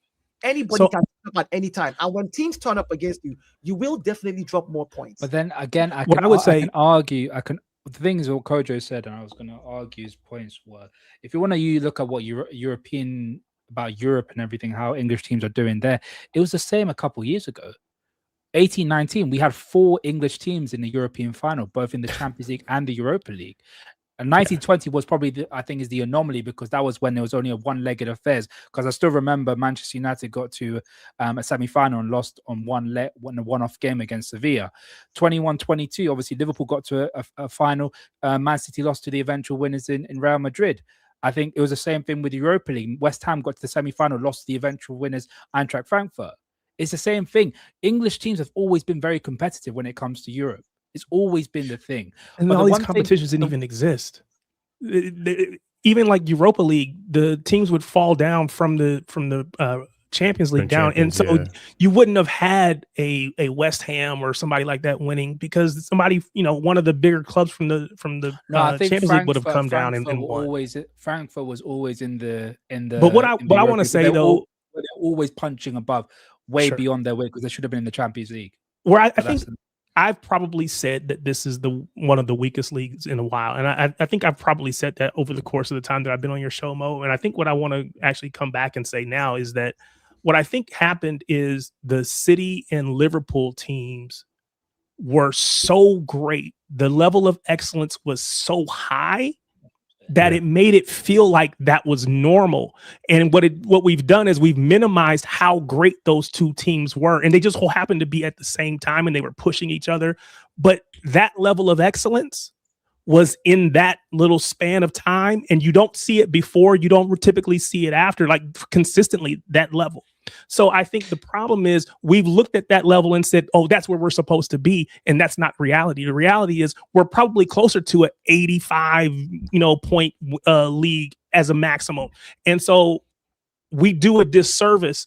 I'm a City fan, right? But I think we do a disservice to City. We do a disservice to Liverpool, those teams, when we act as if that was normal or that's what we should see consistently. We're not. Those teams were great. Do you know what this league is reminiscent? Ram, no, Ram, just give me a second. I'm gonna say one thing. I think both things can be right, but I don't think the league being weaker can actually discredit Arteta. I would actually think I think actually it's the other way around. Because I actually think it is much easier for you to win the league when you have Sadio Mane, Salah getting you 30 plus GAA, and you have Firmino, Fernandinho, Wijnaldum, and Van Dijk at his pump. So the ceiling of the league have dropped down. Actually, even if you say that, this Arsenal team doesn't have Riyad Mahrez on the bench. They have Madueke on the bench. Doesn't that actually give Arteta more credit that he's winning that league? But then, Mo, you're acting as if we subscribe to what Marshall... Yes. You're acting as if we subscribe to what this season, forget the weaker league this season, Arteta is not winning it with prime Lamine Yamal as well. Saka was injured all season. The reason I brought this up... He's winning it with Martinelli, Eucharist, Madueke, and a lot of people are saying, if you want to actually say, if you say the ceiling, it doesn't take credit from him. It actually gives him more credit because he's winning it with players that you wouldn't even take at your team. While when Man City and Liverpool were winning it, most of the players that would start with them. That's why you give credit to when Arsenal, people say Arsenal are winning weak league. Bro, I ain't taking Arsenal themselves aren't. But Arsenal themselves don't have prime or not. I think the only thing that people would take is arguably some of their midfielders and definitely their defense and goalkeeper. I think that's unanimous. I want to point something out. In 2018-2019, the league was won with 98 points, right? For City, Liverpool had 97 points. Guess what? The third person had 72. There was a 20-point gap. That tells you that those two teams were elite in their own way. Everybody else was. That was my point. In fact, that's what I'm saying as well. But you get it now. You get it now, Marshall. Arsenal themselves are in City and Liverpool. But that's why. Mo, that's why I said when I said what I said. The caveat was if he doesn't do it again, and this is the only time he wins. Asterisk. But he doesn't have a great team. I'm sorry. But you don't like Arsenal team. Sorry, Dai. Marshall, you don't rate the Arsenal team. Yes. You don't. No, but then we can't. So what gives you the right to say that? And you don't think Arteta is a great coach, right? You think it's Pep? No. I think Arteta is a good coach. Do you think he's equal to Pep? No, he's not equal to Pep. No. How? What's the difference between him and Pep? I think Pep, the fact that he's done it in multiple leagues, the fact that he's done it consistently, the fact that you've seen some really, really good players come out of his coaching. So if Pep stays in the league, what right does Arteta have to retain the title if he wins the title this season? Can someone tell me? Okay, but what if Pep goes and signs a superstar? Why people say that he must retain the title when you don't think he's equal to Pep?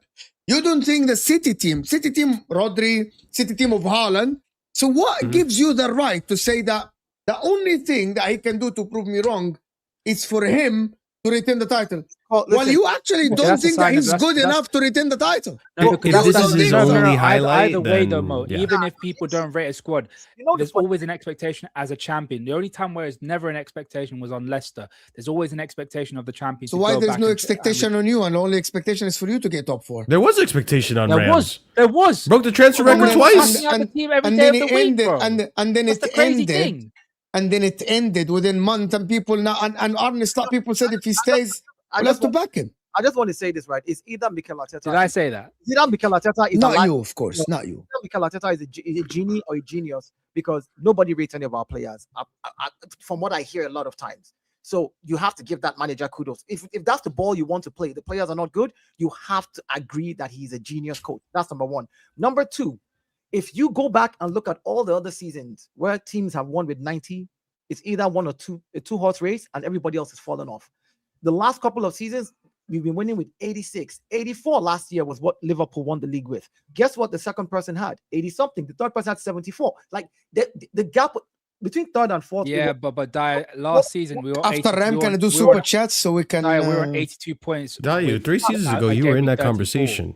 I know, but You had 89 points. But my point again is yes. When it was a 3-horse race, you will get those kind of points. In a 2-horse race where two teams are, I think what has happened again, just like he said, was that the City and Liverpool have created a false level that nobody else is ever going to reach when you guys were challenging. Unfortunately, fans have now set that as their standard.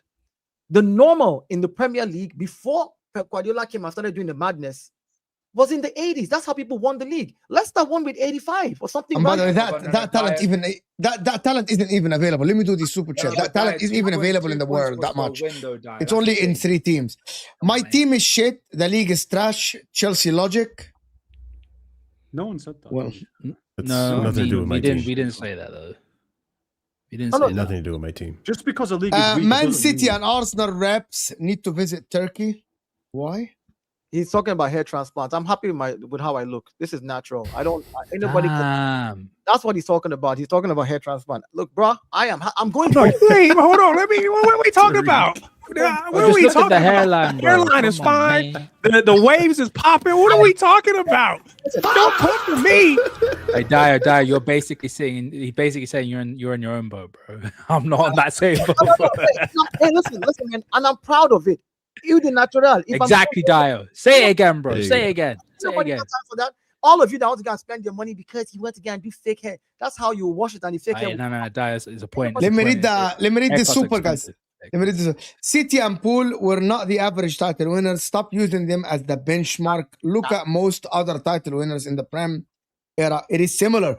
Yep. But now I want to go. To City to Chelsea now, Man United and Liverpool. So Marshall, do you think now that your team, if Pep leaves this next season and you get Xabi Alonso, you're challenging? That's like the 7th. No. Do you know what? No. Why hang on, not? Marshall, don't Why answer not? the question. Why a not? lot of Hold on, things why need to not? change in my team for me to challenge. Marshall, don't a answer lot the of question. things need to change Don't at answer the Chelsea. I actually think your team is. Okay. This is what. Are Chelsea that far from Liverpool and Man United as a team? Yes. By the way, I just got the report. Got a. What's his name? PYS, Pice, whatever. He's just tweeted from a source that the front runner now for Chelsea are Alonso. Not me. Yeah. It's not Judge Mo, okay? Okay. So if yeah. Chelsea get Alonso, is their team with some additions can be ahead of Liverpool like today for in the game? The biggest catalyst and the biggest unknown factor in this, Mo, which changes everything, and I know Kuja will agree with me, is my directors. If my directors continue status quo, we are not going to be in any title race. If they actually turn it around, get me a proper left winger, get me proper center backs, maybe even a goalkeeper. Wow. Hallelujah if we do get a goalkeeper, right? Man City challenge Then with maybe I'll Donnarumma, entertain so it. And Xavi I'm Alonso. just Maybe I'll gonna- entertain it. But like you're right. I don't think the team itself and the players that we have are too far from being in the conversation with Liverpool and United, being in a conversation for consistently finish top 4. Heck, I'll even say being in a conversation to challenge for the league. But that's gonna depend on who the next head coach is and how the directors are going to support him. Because without the directors, especially, I don't have any hope for this team. I'm sorry. I hate to say that too as a Chelsea fan. How do you compare this team to like Liverpool quickly or Man United? We're not that bad. I can tell you that now. We're really not that bad. But the problem is we're without a coach right now. We have players in this team, in my opinion, that mentality-wise, they choose when to play and when to not. So is Liverpool, by the way. So is Liverpool, who are keeping that manager, by the way. Yeah, I mean... I just wanted to point this out. Yeah, this thing. Yeah. It's a tricky one because I feel like Liverpool should have done a lot better for, what they recruited. They have a much better team than us on paper, but they underperformed, obviously because of Slot or multiple other reasons, injuries and such. United, look what happens when you get a decent manager, and all of a sudden they turn things around, and they actually, a lot of their players stepped up. Casemiro stepped up this season. I would say, who else stepped up? Mainu was able to come back into the side. Big miss. They got a new keeper that changed their lives completely. Some of them saying player of the season for them, Sonny Lemans. Like, it's all these little factors that make a huge difference. I think Chelsea, in terms of players, left wing, center back, goalkeeper, we definitely need to enforce that. Potentially another striker, because if João Pedro gets injured next season, we're cooked. We need a good coach, but the most important part is the recruitment, the directors. Without that, I don't see Chelsea challenging for anything anytime soon. Can I get Kojo's take on this before I go to the Man United fan? Yeah. So listen, I think my brother kind of covered most of it, but you know what? For me, it's just about just recruiting in the right areas. I think at the beginning of the season, I can't even lie to you. Listen, I'll repeat what I said at the beginning of the season, and it probably sounds mad now because of where we came. I actually tipped us to fight for the title. I ain't gonna hold you. Yeah, me too. Me too. Cujo, I'm there with you, bro. I really did, because I saw what these players could do. But the problem is, obviously, with these players is that it's mentality, right? It's mentality. It's being able to turn up consistently over a period of time, which is what we're saying about Doku team, but no shade. But you got to turn up consistently over a period of time, and when you don't have that mindset, your team suffers, right? And I think what you've seen with Chelsea is that the turmoil upstairs has also infected the players downstairs, right? It's very hard to do your job when upstairs is moving mad. Do you know what I'm saying to you? And when you're hoping that maybe one or two, and you have to remember as well, like I always say to people, that football it's also physical, but it's mental. So the players that should have been covered, the goalkeeper really destroyed us this season. Sanchez is not the worst goalkeeper ever, but when you have a goalkeeper that can make a howler, it's very hard to play defense and play as a team unit, because you always know there's probably going to be one stupid mistake that he's going to make that's going to cost us. And actually, goalies have cost us all season long. And that just affects, it actually ripples through the whole team. So a failure to recruit there, we should have got Maignan in the beginning of the season. He would have covered us. We would not have that issue there, right? The striking position should have been covered. The laps full of must be spoke about. It's legendary. He's got a worse touch than Lukaku was when the Man United. Like his touch is actually horror. Like the ball touches him and it goes another direction. Like it's actually really, really bad. Kojo, I think he's our worst striker ever. I'm not gonna lie. I can't even hold you. Worse than a lot of these guys we've had. He can't dribble. He can't hold the ball. Yeah. He can't. That's the point. I don't think he even shoots at this point. Like I don't know what happened to him. It's the drop off is wild. But again, I think for Chelsea, just a few recruitments here and there. I think left wing can be recruited. They buy someone who's going to be, we need a better left winger. I think sort out the goalkeeper situation, whether it's going to be Penders, I don't know if it's going to be mainly, they're going to try and go for another goalkeeper. If it's Penders, let's get him in early. You know what I mean? Bleed him into the thing straight away, get the defense sorted. And I think they need another defender. I love Colwell, but obviously he got injured this season. We need another solid defender to work alongside him, because for me personally, for Fana, he's got too much mistakes in him. Ahmed, how do you compare Chelsea team to Man United team? I think Man United's team is better. I'm not going to say we're absolute. I'm not going to say that we're absolutely. Why is it better? I'm sorry. I believe that we've got better players. I believe we're better defensively. That I believe our spine is better. Better goalkeeper, better centre backs. I would even say that our attackers, in big games as well, turn up. Our record against the big teams is impressive. We've not lost. I don't think we've beaten Liverpool twice this season. We've beaten City. We've beaten Arsenal. Beaten Chelsea twice. I think we've beaten Chelsea twice. So the areas of the pitch where I think Chelsea are better, is the fullbacks. Caicedo's quality. I still like Palmer, João Pedro, and that's it. I'm not taking their left winger. I'm not taking their centre backs. I'm not taking their goalkeeper certainly. And I believe Cunha's a good player. So I believe that overall we've got better players, but our squad depth, it needs a lot of change. And the manager, if they do get Xabi Alonso, I'm not really on board with Carrick getting the full-time job. I do believe if they do get Alonso, as much as they do need personnel, I do believe that they will actually close the gap a little bit and become a top 5 team with Alonso with Alonso being in charge, because I think he's a good coach. I do think he's a good coach. So they need more players. We need better depth, and they also need you think they need more starters? I believe they need more starters. I believe they need at least 2 centre backs. I actually think they need 1 starter only. Who's the 1 starter? The left winger. Exactly. So you don't think? They need, bro. They're starters. I actually think that Colwell Fofana is a decent centre back pairing.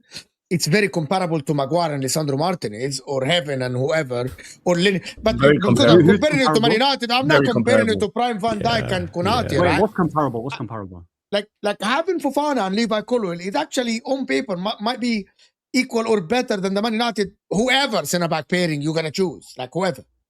Maguire, Lisandro, I think the others are better. Lisandro Heaven, yes. Euro Heaven, Euro Lisandro, whatever. Left back, Luke Shaw, Kukurea.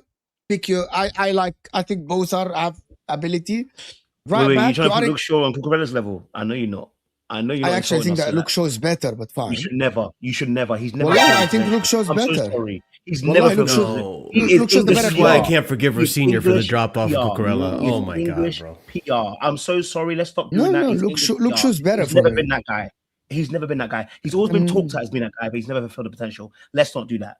Let's not do that. Not even put him in the same. Luke Shaw, if he's not injured, he's definitely better than Kukurea. When he's not injured, I'm also great when I've got no MCL either. I'll be real. Okay, great. Okay, if you're gonna do the injury thing, I gotta give you that. There's no question here. I'm not even debating that. But this season's Luke Shaw is better than fit Luke Shaw is better than fit Kukurea, in my opinion. At the left back. You want him to send you super chats, isn't it? You want money. Just say you want money. That's fine. Well, I'll back you as well. I'll back you as well, bro. There's no problem. Hear it. Let's get it. I swear to God again that I am not saying that because of something. I think you haven't streamed with me enough. Kukurea is a very good defensive left back. I actually think that he lacks passing ability. I think he lacked ball control ability, choice of passes, variety of passes. The guy can cross. Luke Shaw going forward is not also great. Luke Shaw, but he's that Luke Shaw. Okay, for me, Luke Shaw is an average fullback as they come by the book. He goes up. He ain't Trent Alexander-Arnold, and defensively he ain't Ashley Cole. You know what I mean? Luke Shaw is just a balanced left back that can cross from the left, can go to the byline and can defend okay. My problem with Kukurea is that offensively, I know he has a lot of goals and people are going to come with goals. Kukurea, I checked the numbers. Last season, Chelsea that finished 4th, crosses the least out of most fullbacks in the league. We did it. Marshall, me and you did it. Attempted and successful crosses, by the way. He's less than Kirkes, Antoine Robertson, Tariq Mitchell. He's less. I'm not going to lie. Forward passes as well. Kukurea literally gets it, passes to the next guy. What we say in Arabic, bisallimu. What I mean is that it's not us. He gives responsibility to other people. You deal with it. Caicedo, Enzo, you deal. I'm going to make runs. If you find me, you find me. He never takes initiative as a football player. He never does it for Spain, and he never does it for Chelsea. He's initiative. He won a Euros with Spain with his assist, by the way. Ashley Cole take initiative.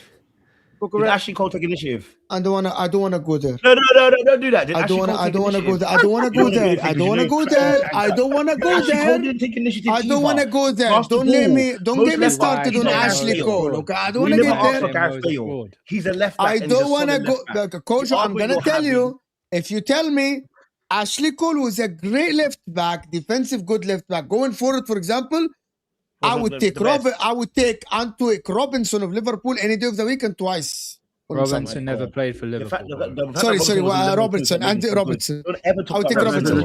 But I actually think Ashley. I'm not gonna go Ashley Cole. Listen, Ashley Cole played for Chelsea, won the league, played for Arsenal, everything.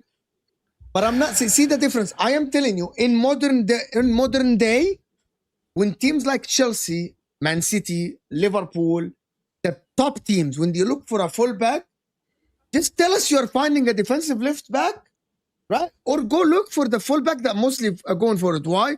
I can't accept Korea in a team that is challenging for the title that has 60% ball position unless you're gonna tell me my left side is dead.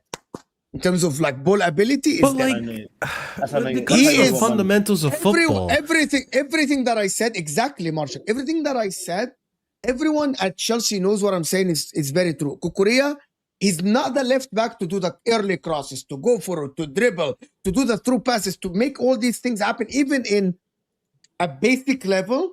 But he would make runs, he would get at the end of a cross, and he would score a goal and all this stuff. Mo, wouldn't you say that that is an adaptation of the modern game? Because as a fullback, traditional fullback, just a sense of fullback. First of all, it's a defensive position for those of you who may not know. But we it's aren't a in a defensive position. we are. It's not 1980. It's 2026. But regardless, where like the fundamentals of a fullback is to be able to defend. Actually, Is it not? Actually, not in a lot. I No, would I'm like gonna my tell you fullback something. to be able to defend. Yeah. I'm gonna tell you guys something. In teams like, if you are playing for Brentford, yes, I would want my fullback to be 60% defensive, 40% offensive. If I play for Man City, I want my fullback, unless it's Kyle Walker and the system is built around pushing everyone up and he recovers. Okay. I need my fullback to be 60% offensive, at least. Listen, he plays for Chelsea, right? Chelsea averaged over 60% ball position. You dictate the game. You are camping in the opposition's area, and you are supposedly more attacking. So I need my fullback to be 60 attacking, 40 Yeah, defensive. but Mo, Luke He doesn't Shaw play for. hardly attacks. He doesn't play Luke for Shaw- Crystal Palace. Luke Shaw, I'm not going to lie to you, yeah? I've seen Luke Shaw many years. Wallahi, I can't remember the last time. Well, he you did- haven't seen it because I'll say this. before the season he played 7 games in the last like year and a but half. Mo, like, Mo. just like, Luke we Shaw, the haven't. thing is with Luke Shaw, yeah, the thing is Luke Shaw, I think it's more mentality in it because that guy, yeah, is like every time he reaches attacking areas, yeah, it's like he doesn't impose himself enough in the attacking areas. That's my issue with him. But innit? he He can't- cross, but Luke Shaw can put an early cross, can cross from but the he line. doesn't put enough crosses though. That's the thing. He doesn't put enough. The other guy yeah. just passes the ball to the next The guy. thing is I'm though, just but the telling thing is though, listen. Back The thing up. is though, like I can sleep at night knowing my opponent tomorrow when Chelsea's at their best. By the way, I can sleep at night knowing that whether it's Lamine Yamal, Mo Salah, or Ryan Cherky, that when Cucurella is on that side, we're gonna be okay. Yes. And a I lot agree. of fullbacks Wallahi, I cannot agree. say that. Agree. So I like Cucurella. I Love think it. his defensive My ability response is my amazing, and response it's not looked at enough. I'm gonna tell you, my response is very simple. Arsenal didn't win against City this season, didn't win against Liverpool this season, right? Because it doesn't matter. Because winning the league is that you win against the majority of the other teams. Most of the 55 games you play in the season are against 40 of them against a weaker opposition that you want your fullback to attack. So he can play the other 15, and I would absolutely stamp it. 15 games a season, Kukurea, you're great. Anyway, going back to the rest of the discussion. Yeah. So like I said, they've got better. So like yeah. You're not. Promise you, I we've will got, get away with it. I Matt, promise you, I will. Yeah, like I said, Yeah. we are ahead of Chelsea. I would say on paper we No, are. but guys, you see, you guys debated one. I think now we're talking about midfield. Caicedo, Enzo Palmer, they stay next season. It's a Kobe's midfield. better than all of them. Hold on. Along with Lavia, Andre Santos. Wallahi, that's a midfield that should I don't be know about able with a good Caicedo. coach. Yeah, absolutely. I know They've what got you're better. saying. No, hold on. Forget that midfield. As a unit that is playing one competition or two, whatever Chelsea getting, these 5 players are good enough to take Chelsea to be close. Absolutely. But Manchester United have 2 players as it stands. Today, you have 2 players. You have Mino and Bruno. That's it. Cass and Yeah. Kobe is pretty much our only. No. midfielder. My cat is Casemiro leaving. wasn't always this good though, Ahmed. You know that. I know he's leaving. He was. Hold on. I'll always die He's on that good. hill. Casemiro Always is done gone. Man United. So okay, hold on. Let me give you guys what I mean. Next season starts in Shameless. now. Chelsea, they look at the roster, they see Caicedo, like the summer ends, season ends, and Chelsea are preparing for next season. They see Palmer, Enzo, Caicedo, Lavia, Santos. They're like, we're good. Do you want to leave Palmer? Yes. 90 million, we'll get someone else. Man United, look at the sheet. They see Bruno, Meno. And then the sheet ends here. This is it. Done. So you're not close even. Man United are in close. Yes, you need one starter, but you need other players as well. Chelsea You see? underperformed, and that's why I can't accept that Chelsea have a worse squad than Man United. And Because when we start the preseason talks, We've got a better 11 than you. I spoke a lot. I spoke a lot on this section, right? As I of didn't now, speak a lot in yeah. the title race. I agree with Kojo. I didn't care who you bought. I never put Man United have a better Can I squad tell you than guys us. how Chelsea are judged? No, And but 11, I'm we're here talking gonna about defend you, Ahmed. I'm You gonna say 11. the last thing, and I'm gonna stay silent. You after think I you've got spoke a better lot. 11 than us? Ahmed, hold on. Kojo, can you stop? I'm gonna No, tell you, sure. Kojo, stop. I'm gonna prove you what is going on here. I'm gonna prove to everyone what is going on, right? Chelsea and Man United, everyone was saying that never ever judge the Man United players. You're a fraud. Wait until we get a new manager. Don't judge them under Ten Hag. Oh my God, this is not the real level of them. Oh my God. And now they're getting it. Now Chelsea, in a less stable position, place, with really a PE teacher as a manager that we saw how he speaks, and now they have a YouTuber, and I said that this morning as a manager, right? But people want to judge the Chelsea players people want to judge the Chelsea players today and make a conclusion of their level now, but they don't want us to judge Liverpool players under Slot. They don't want us to judge Man United players under Ten Hag. Only Chelsea gets this treatment. Like, listen, we've seen Caicedo this season. He's not good. But they have Rosinia and it doesn't matter. He has to perform. Bro, McAllister is shit this season, but he has Arne Slot.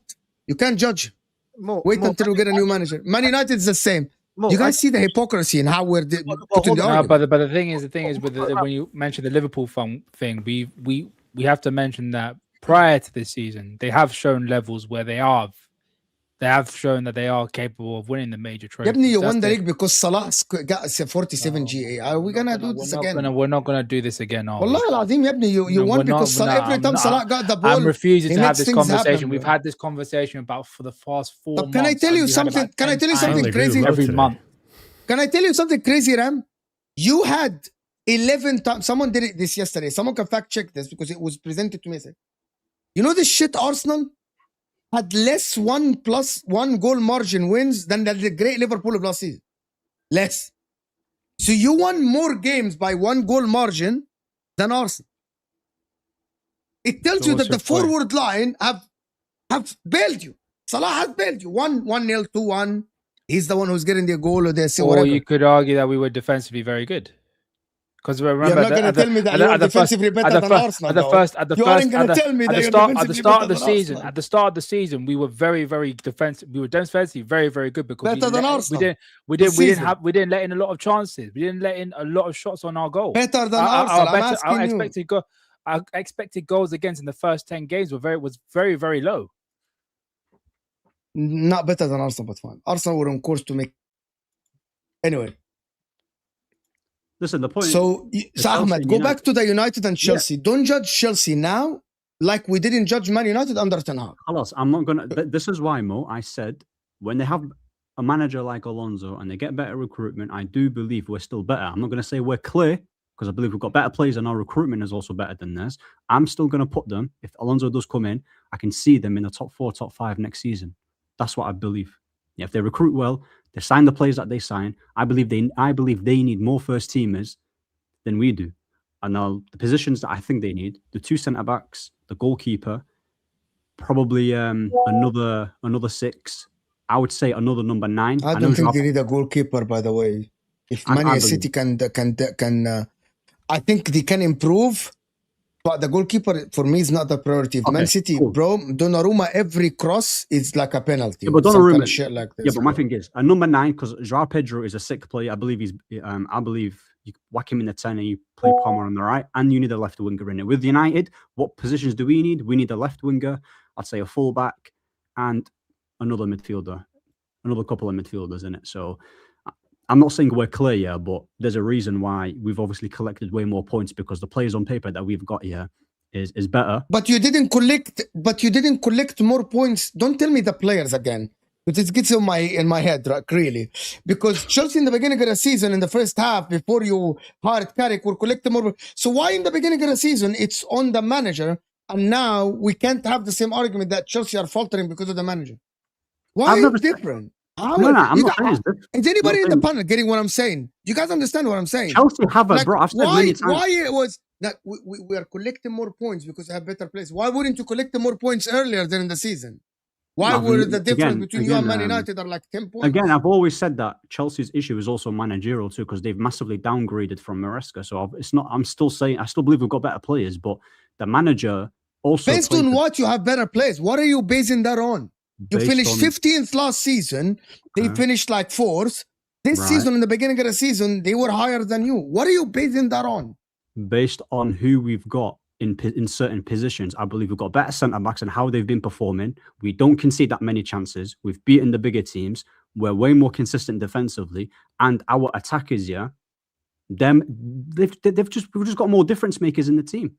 There's a reason why we thrive against the bigger teams, and we're also beating the smaller teams too. I'm tired. How are you having better defenders if you have 1 goal more less goals than Chelsea that have been terrible, that haven't even scored a goal in like years, probably. Like the last time these guys saw their team scored 2 goals in a game or like last year. You also said that you put our attack. You yourself said that United's attack is top 2. I want to understand your logic. Like I can say that your attack is good, but I want to understand you're making a conclusion based on something that is you're not having the same conditions to judge both teams. You are the reason why we wasn't collecting the reason why we wasn't collecting as many points as we are now is because Ruben Amorim is terrible. I'm gonna let you coach or merchant. I'm gonna let you take this then. Terrible. He's the worst coach, that we've ever had post Ferguson. He's definitely not worse than Rosenior. I'm telling you this for now. Amorim wasn't worse than Rosenior. you know Ruben Amorim.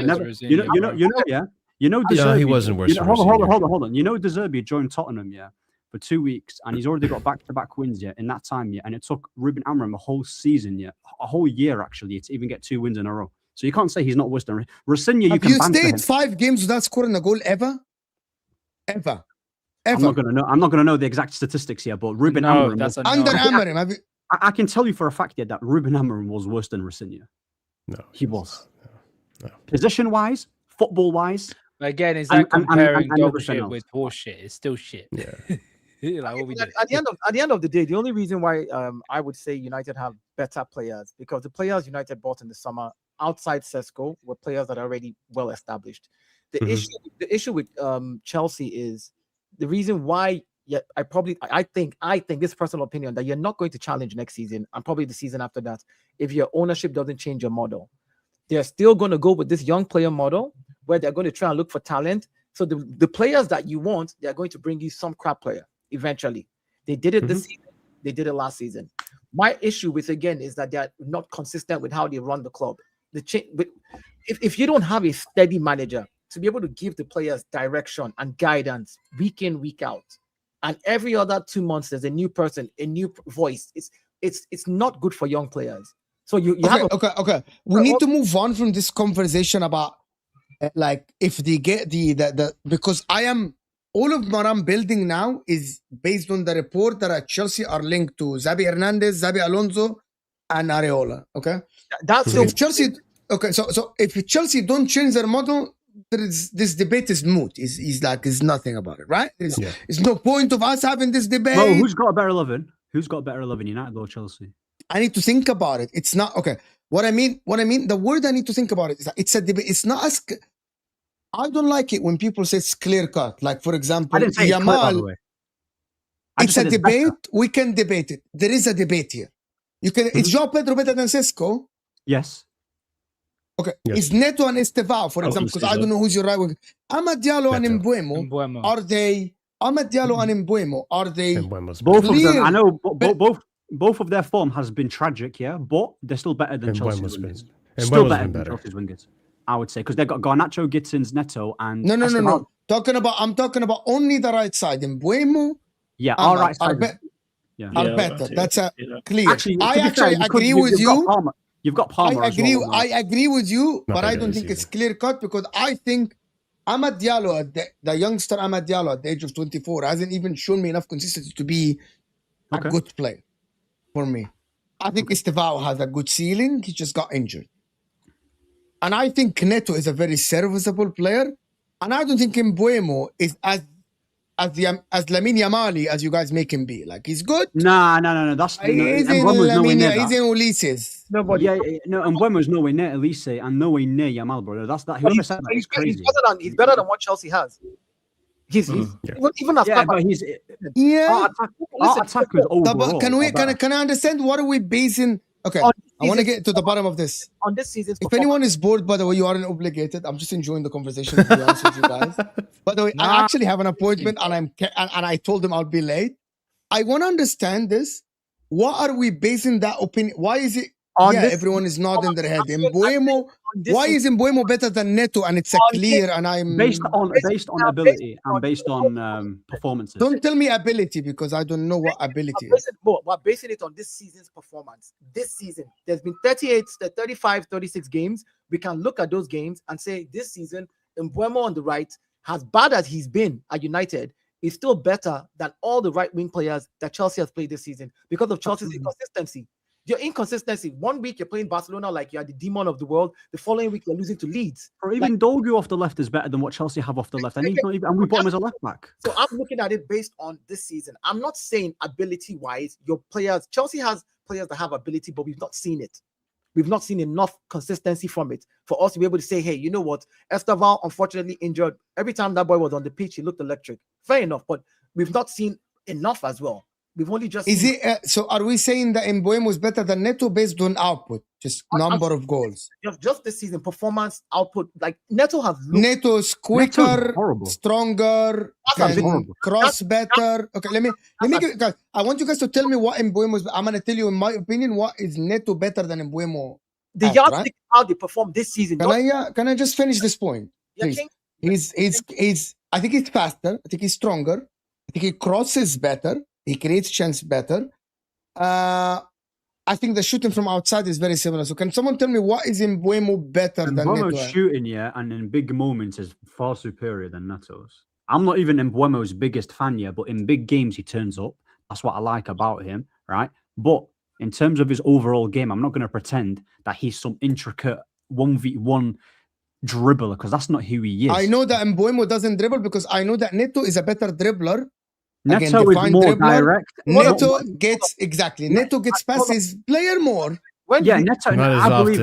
I still believe. But he does. But it's more than Mbeumo, and I'm telling you. Then Mbeumo, yes. Mbeumo's decision making is better for me. Absolutely. Yeah. If you're talking about what are we basing that on? What are we basing that on? There has to be a basis for it. Like what does that mean? It's intangible. Like I don't know. So like what is it based on? When you say basing, what do you mean basing it on? Like that he create bigger chances, that he create bigger opportunity for his teammate, that he assist I believe more, he creates more. Does he pass better? Does he pass better than Neto? Conversation. I believe his crossing is actually Neto is a better assister than him in terms of big chances, assists, better crosses, better deliveries, all of this stuff. So all the metrics, Neto is better. Is that fair for me to say? Mbeumo played second striker anyway. He didn't play right wing most of the season. So see, that's an argument I can get behind. See, I can get behind that. So I can get behind this. If someone tells me that because Mbeumo played a different position, I'll concede. I'll say yes, fine. Right? As a winger, I think Neto is better than Mbeumo as a right winger. He has better at his game as a right winger, touchline winger. Which is what most of the teams, which is Carrick plays. Neto is better, useful. He just look. Neto does nothing. He's quicker. He crosses better. Winger, not a striker. And Mbeumo last season played in a two-striker formation. Am I wrong? Listen, all the crossing you're talking about and the shooting is all Mbeumo can do. Can I tell you guys another proof? Mbeumo got most of his goals in the first half of the season when he played, as Kojo exactly said. When he moved to the right winger. So are we judging it by position now? Are we judging by the output of the player? Yes. No, you can't. Because this is what I'm saying. We are. Hold on. We are comparing the right winger to the right winger. Because Man United. No. I'm not. No. Hold on. You hold on. Stop. Yes, I am comparing it by position because Ruben Amorim played two-striker formation. Ahmed, are you gonna play two-striker formation next season? No, I'm not going to play two-striker, but Amorim didn't play. What is it? So Ahmed, what is Mbeumo's position? Because we're talking about the future. What is Mbeumo's position gonna be, Ahmed, next season or under the manager?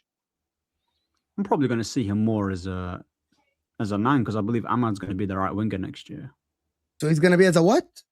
I believe there's going to be games where he plays off the right and he's going to play as a 9. I think it's just going to be them. 9. Basically a bench player. Yeah. I don't think he'll be a bench player because we spent a lot of money. So there's going to be games where he plays off the right-hand side. Hold on, let me ask you. There's also going to be games where Carrick will probably play him as a 9. Because that's why we played him against Arsenal. That's why we played him. You know, based on reports as well, you're linked to a 9 to be Cisco and a 9. So Mbeumo is going to be the third choice striker. Then so he's going to probably 9. Again, he'll probably fight it with Ahmad on the right hand side. Then, so it's fair for me to judge him as a right winger or no? Carlos, you can judge him as a right winger. That's totally fine. So I'm moving on back from the second striker and the output. It's fair for us to judge. Moving on.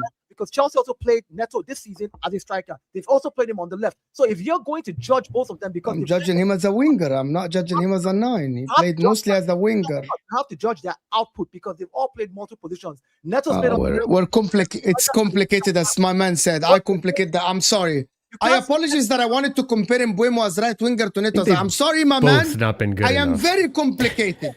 I want to compare the right wingers to the right winger. Moving on. João Pedro or Sesko? João Pedro. I'll rate João Pedro highly. Very good player. And they don't have a left winger. Yeah, we played Cunha and Dogu there, innit? So Cunha's not... That's better than... Yeah. And that's even better if our wingers are fit, that's better. So 1.5 and 1.5. So it's not Dogu clear-cut and Cunha is both better than both of their left wingers combined. We go into semantics in football arguments sometimes when it's a straightforward. Do you like that player or you don't like that player? Yeah. So we're playing tiki-taka. And Cobellini obviously walks into their team, and I know Casemiro's leaving, but he's also quality. I like Caicedo too, to be fair. So Caicedo's quality. I'm gonna read the super chat because people are saying I got cooked. Luke Shaw clears Korea. W Mo's here. Here is your payment. Here we go. See? I know that account. So wait, Mo, you still haven't decided about it. Who's the no? Don't let him get away with it. Who's got the better 11? I just want to know. I didn't even count. Yeah, but you just choose the better 11. Come on now. You know it's United, innit? But you don't want to say. Wait, how did we calculate it again? I actually think they have 6 players. Chelsea. Who? I think Chelsea have 6 players. So 1, 2, 3. So hold on. 1, 2, 3, 4, 5. I think the 2 center. I think they get Colwell, the fullback Shaw. So 2, another 1. Colwell will definitely start. There's no way you're putting Shaw into a left back in Chelsea. Bro, even I just did. I think Chelsea gets 6. Get your opinion. Caicedo. What's Man United's fans' obsession with Shaw? 5, Ahmed. I think they get 5. So Man United get 6. Shaw next to please want to World Cup. It's crazy. Anyway, let me get the super chat so I get cooked quickly so we can end the show. I know I keep you guys for longer than what I should. Can we compare Inter starting 11 with Chelsea? I just want to ask a question. Is Sesko better than Haaland? No, not even close. That's the kind of comparison you make with Cucurella and Shaw. That's making me mad. Thank you. Oh my god! That's what you're making that comparison. Nuts. Okay. No, we can't. I will do it another day. I promise you this. We had the same points as Chelsea. No, you didn't. Chelsea started faltering. There was a big... when Carrick took over, where were you behind? We were like how many points? I think we were 11 points behind the Villa when they were 3rd or something. So we were... Fair enough. Yeah. And since again we go back to the Mbeumo conversation with the shit manager, and Chelsea had Rezenior and whatever the other guy's name, but we are judging Chelsea. But the Caicedo was in the beginning of the season. I spent more money than Ineos as well. You got to factor literally that. Our form flip flopped in January. No, you guys also spent more money. So Mo, you have to take that into consideration. They've spent way more money than Ineos, bro. Yeah, but because the recruitment is dog shit. Yeah, which is why I said we're better than them because we've got a better 11 and we've got better recruitment. Simple as that. But the manager, they can close it down. Cam is Mo stopped this disingenuous. We had Bruno playing as a 6. Our best midfielder was benched. Our backup right winger was playing wing back. Our right winger was playing center forward. That's true. Yeah. That's why, Cam, you didn't cook or anything. That's why I give you leeway. But that's why I use the same and I say Chelsea now gets leeway in terms of judging the players. See? Same energy. This is the official comparison of Cucurella and Luke Shaw this season on my screen.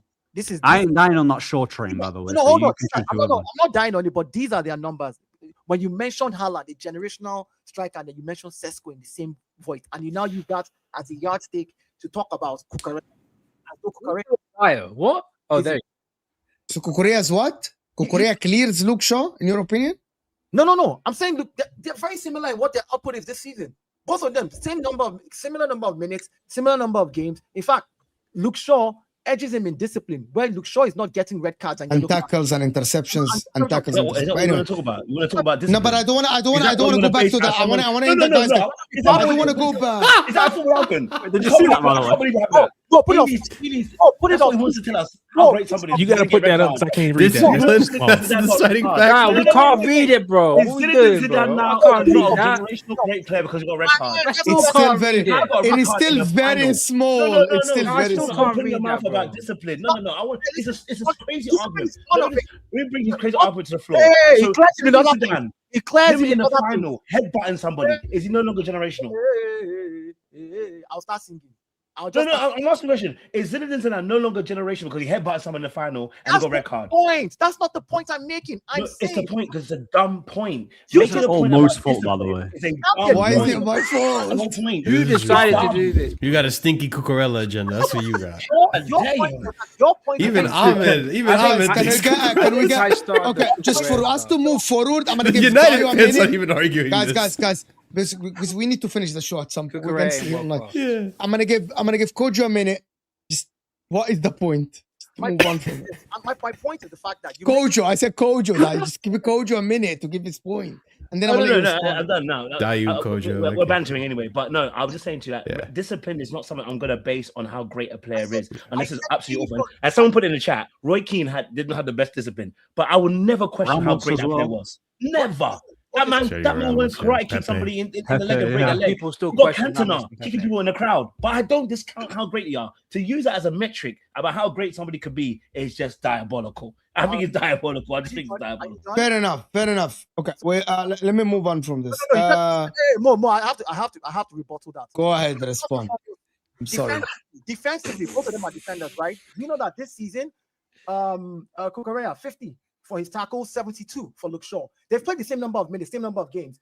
31 interceptions for Cucurella and 42 interceptions for Luke Shaw defensively. He has better numbers defensively than Cucurella this season. And then I said, even including the discipline, because that's part of what you do. If you're not on the pitch, it's part of the things that you should, as a defender, you don't want your defender doing that kind of nonsense. But yet, even on the defensive metrics, Luke Shaw out surpasses him. The only thing that he surpasses Luke Shaw in is going forward in crosses. Goal involvement, both of them. Minutes played are very... No, but Cucurella has played a good game going forward. He scored some goals. You remember, he got headers and he got lead goals. But let me read this now. Okay, Enzo has had around 7 managers since he has been at Chelsea. This is ridiculous. Chelsea needs stability, and I think United get that right first. That's what a lot of people have said, Tevin, that I think if Chelsea gets Xabi Alonso, I think they move forward. What's wrong with my mic? Can you guys hear me now clearly? Somebody said Yes, we can. It's just too Better, loud. It's too much loud better. now. Let me turn it down again. Yeah, it's good. When did we play 2 strikers this year? Yeah, we never played 2 strikers at the Amarim. There was No, 2 but you know 10s. what I'm talking about. You played 10s like and 2 then- 10s behind the striker, like a second striker. He wasn't the right winger. Like he was. 2 shadow like, strikers. Yeah. Anyway, listen, I want to thank everyone that joined us, unless anybody has anything to say. That was a fiery show. This was a quiet day. I didn't expect this show to be like this. But I want to thank everyone that joined us, and I want to appreciate everyone. Kojo, thank you so much. Marshall from Casually FC, absolutely fantastic as always. Tarek from Tarek Patterson, Tuesday evenings, of course, Tuesday nights in the UK every time. The Ram Stand, who's here giving us his time 2-3 times on the week. Thank you, Ram, for joining us. My man Kojo is here. Big up my man for joining us. Appreciate you. Dayo is back. He wasn't hiding. He just had an emergency with the family. He's back. And Mr. Ahmed, of course, my man. And Come on, bro. And Mo, my 4-year-old is finally walking. That's why I was away. Alhamdulillah. I'll Alhamdulillah. applaud for Finally. that. I'll applaud for that. That is what the emergency was. He was with his kid. So a lot of people said you hide. But Nah. fine. Yeah, I want to thank everyone that joined us. We'll see you guys on Osama's stream with the rant and all the stuff with Liverpool, of course, and Arne Slot out stream, ranting stream. You know, for Sam streams, by the way, you know, when I see him upset, I swear to you, I actually get so happy. Yeah. Like, honestly, like when it comes to Liverpool, yeah, Liverpool's downfall. This is weird. No. I love Hassan. It sounded weird. You don't understand. No. Weird. You know the emergency shows that Liverpool fans go on, yeah? I swear to you, it gives me like. Ahmed, do you know why? It's because you're a mank, bro. Every time you guys kept on crying about Ruben last season when you lost to Tottenham in the final, you don't know how much ecstasy. I could go south real quick. I'm gonna leave it. Anyway, I was I will ecstatic. see you guys on Hassan stream and we're out of here. We got Hassan though, innit? Come on. Listen.